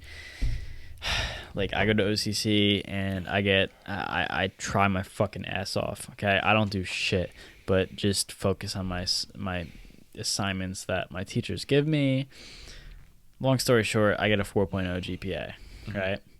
And then let's say you go and you I go and I half-ass it. You know, I get the passing grade and say my GPA is obviously not the greatest. If you're just going to pass a grade, passing grade is probably it's like a C. I kind of forget how our grades work at OCC exactly, but you know, at the end of the day, we're both getting the same degree. The only differences that matter is the GPA. No, but let's just say that you go and you attempt to start. You know, since you were 14 years old, you've been taking an entrepreneurial perspective to everything, and you've been trying to start multiple different businesses, and you failed, and you've learned from these failures, and you've tried again, and you've kind of started to figure shit out in the business field. What's more valuable? You who maybe has a C average, who maybe has a 2.5 GPA, but who has real experiential knowledge in the real world field, and who has more creativity, or someone who has been told these tasks, who has done these mundane tasks, who has, you know, who can do what they're told, you know what I mean? And in the past, in our parents' generation, like I said, I think it was someone like me that's more valuable, because it's safer. It's safer to the business owner. Okay, I'm gonna hire Mason. He had a 4.0 GPA in college. I know he'll do what I tell him to. He'll learn what I told him to. He'll provide X amount of value to my company per year. You know, but you're high risk, high return. Let's say, you know, I don't know. You know what I mean? You know what I mean from this? Like, I definitely know what you mean, but just like, I don't know, like, what makes, like, I don't know, like I said, like I've said about most topics that we've discussed in this recent podcast, I'm not so fucking educated on this, but like, what makes a college so much more credible than us looking it up online? You know what I mean? Or just us figuring out, because like nothing for like accreditation, I guess. But because who says we can't buy the textbooks by ourselves and just go through the motions like they do in class, or just like, you know, read the textbook thoroughly, or you know what I mean? Not even saying the textbook even teaches us fucking anything, but like who says like we can't do that, or not even says we can't do that, but like you know, if we're getting like that same education, but we're not just getting that fucking piece of paper that, you know, gives us the credibility of that education. But and another thing too, what makes that so much more valuable than us doing it outside of school? You know what I mean? Like, are the teachers that much better? No. And are the teachers even teaching? No, but it's a safety net. You know what I mean? Like, how could an employer, let's say, trust us? Like, they know air quotes that we air quotes learned, let's say, business if we went to college for business. But if you're just saying to an employer, oh, I know this, and this, and whatever, but I got a 2.5 GPA and OCC and whatever, it's like, it's more high risk, high return. That's the thing. And the thing is with business, I think at this point is that they don't want to take those risks. They want predictable returns. Yeah, exactly. They want, air quotes, the best of the best. You know what I mean? Yeah. And don't get me wrong. I think there's, you know, if you're the person in high school, if you're the valedictorian in your high school, and you go on and you do all these things, and you go to Harvard, you go to Princeton, or you go to Columbia University, or you go to an Ivy League school, and you really focus on your studies and stuff like that, like, I think you're guaranteed a good job making over 6 figures a year. Whether that means anything, I don't know. But you know, I think that's one viable route. But I think for most people, that's not a viable route. And I think that this middle percentage of people that we've talked about are getting fucked. So how can we not get fucked? I don't know, dude. Yeah, it's tough. You know, I think you gotta really go one way or the other. And as much as I bring full send into things, you know, like, that's why I feel like I'm fucking up. You know, like, I'm going to college, and then I'm trying to do other shit, and I'm not really full sending it and on anything, and I'm kind of like half sending it on a bunch of different things, and it's really fucked. Yeah, no, I don't know. It's something to think about. I mean, if you're our age, maybe you can relate. If not, maybe you feel for us. But I just want to say, before we put this to an end, if you're in our shoes and you're maybe in college right now, or you're gonna be in college soon, or anything like that, and I'm not putting off college like it's this horrible thing or anything like that, and I don't think Brandon is either, but just question a little bit. Don't just go into it like it's like this amazing thing, like it's gonna solve all your problems. Yeah, like, definitely not. Nah. And if anything, I would say venture out. Yeah. Find something that makes you happy. Yeah. And 100%. And just maybe this whole even just like this whole podcast thing, like me and Mason been talking about this for I don't know, a few months, like, oh, bullshitting, like, maybe we should start our own podcast, or like, maybe we even start it as a fucking joke, you know what I mean? Not to bring up Nike, but just fucking do it.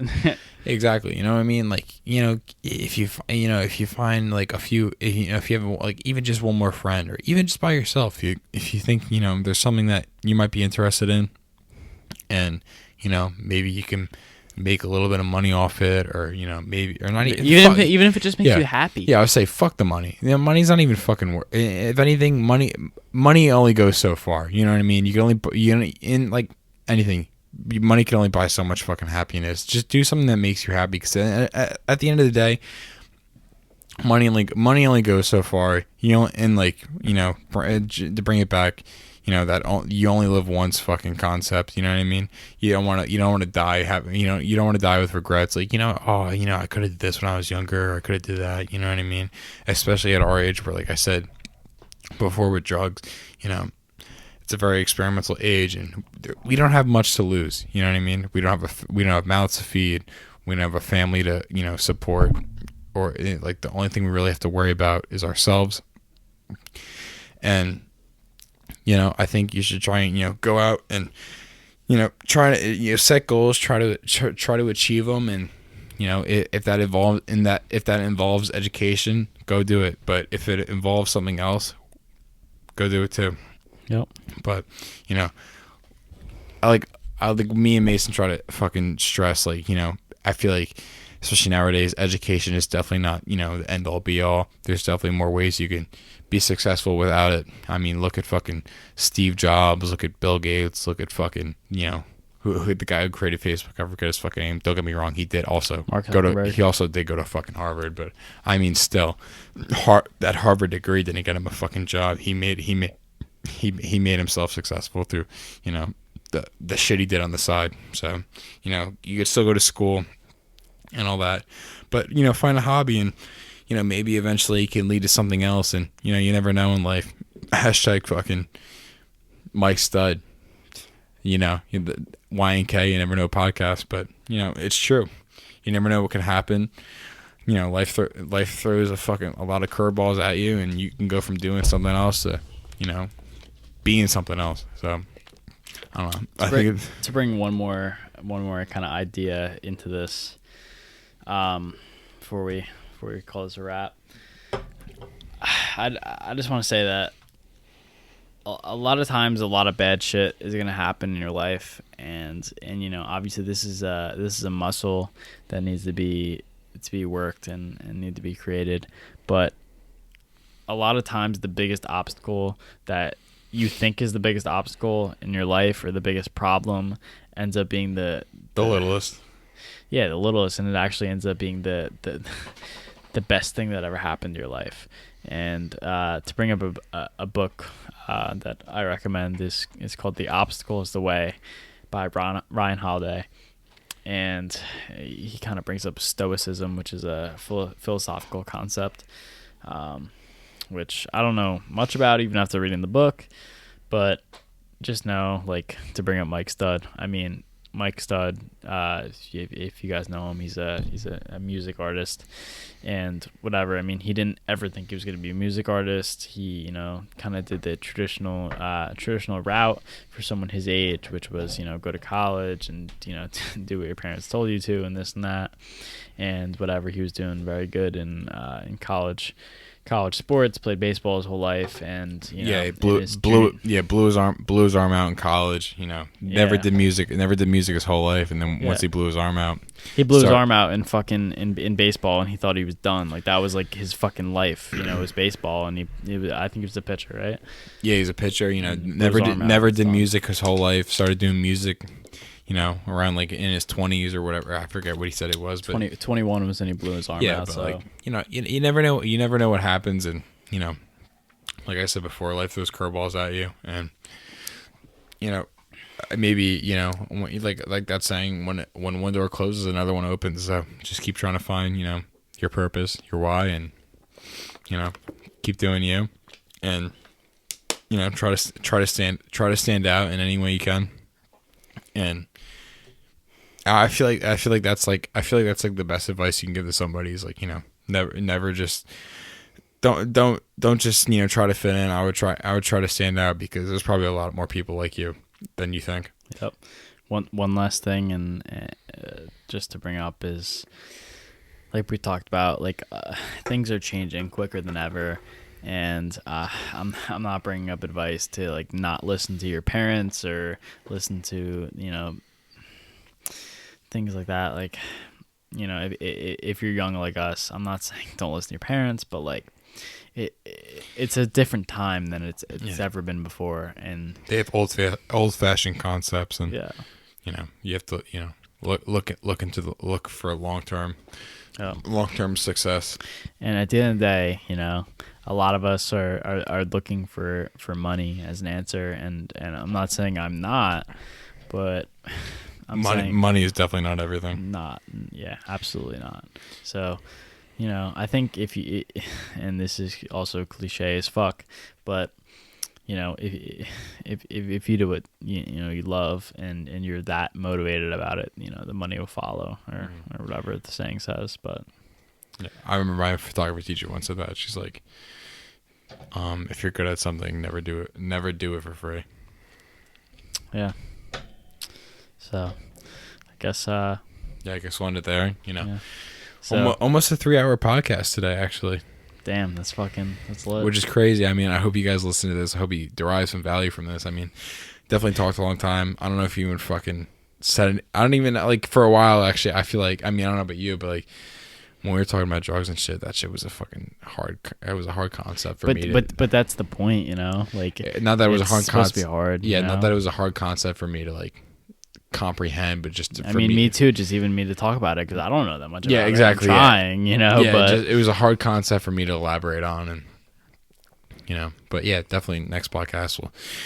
You know, I feel like the first part of the podcast is definitely interesting, but we'll try to make the next one a little more interesting for you guys. And it's all about learning. We're getting better at this whole process, and I hope you guys get something out of it. And yeah. So I mean, hopefully, yeah, next podcast for you guys. Hopefully next week, and you know, we'll start bringing some other people on. Yeah, definitely. We definitely need new someone people with on. differing opinions. I know me and Brendan have a lot of the same opinions on some things, but we do try to play devil's advocate with each other sometimes and try to just find the way. You know. Yeah. I mean, if you guys have any constructive criticism, let us know, and obviously, if you guys have any feedback for us to make our podcast better, or anything you want to see, or anything you want us to talk about, shout us out, all that shit. So, thank you guys very much, and we'll see you in the next podcast. Have a good one.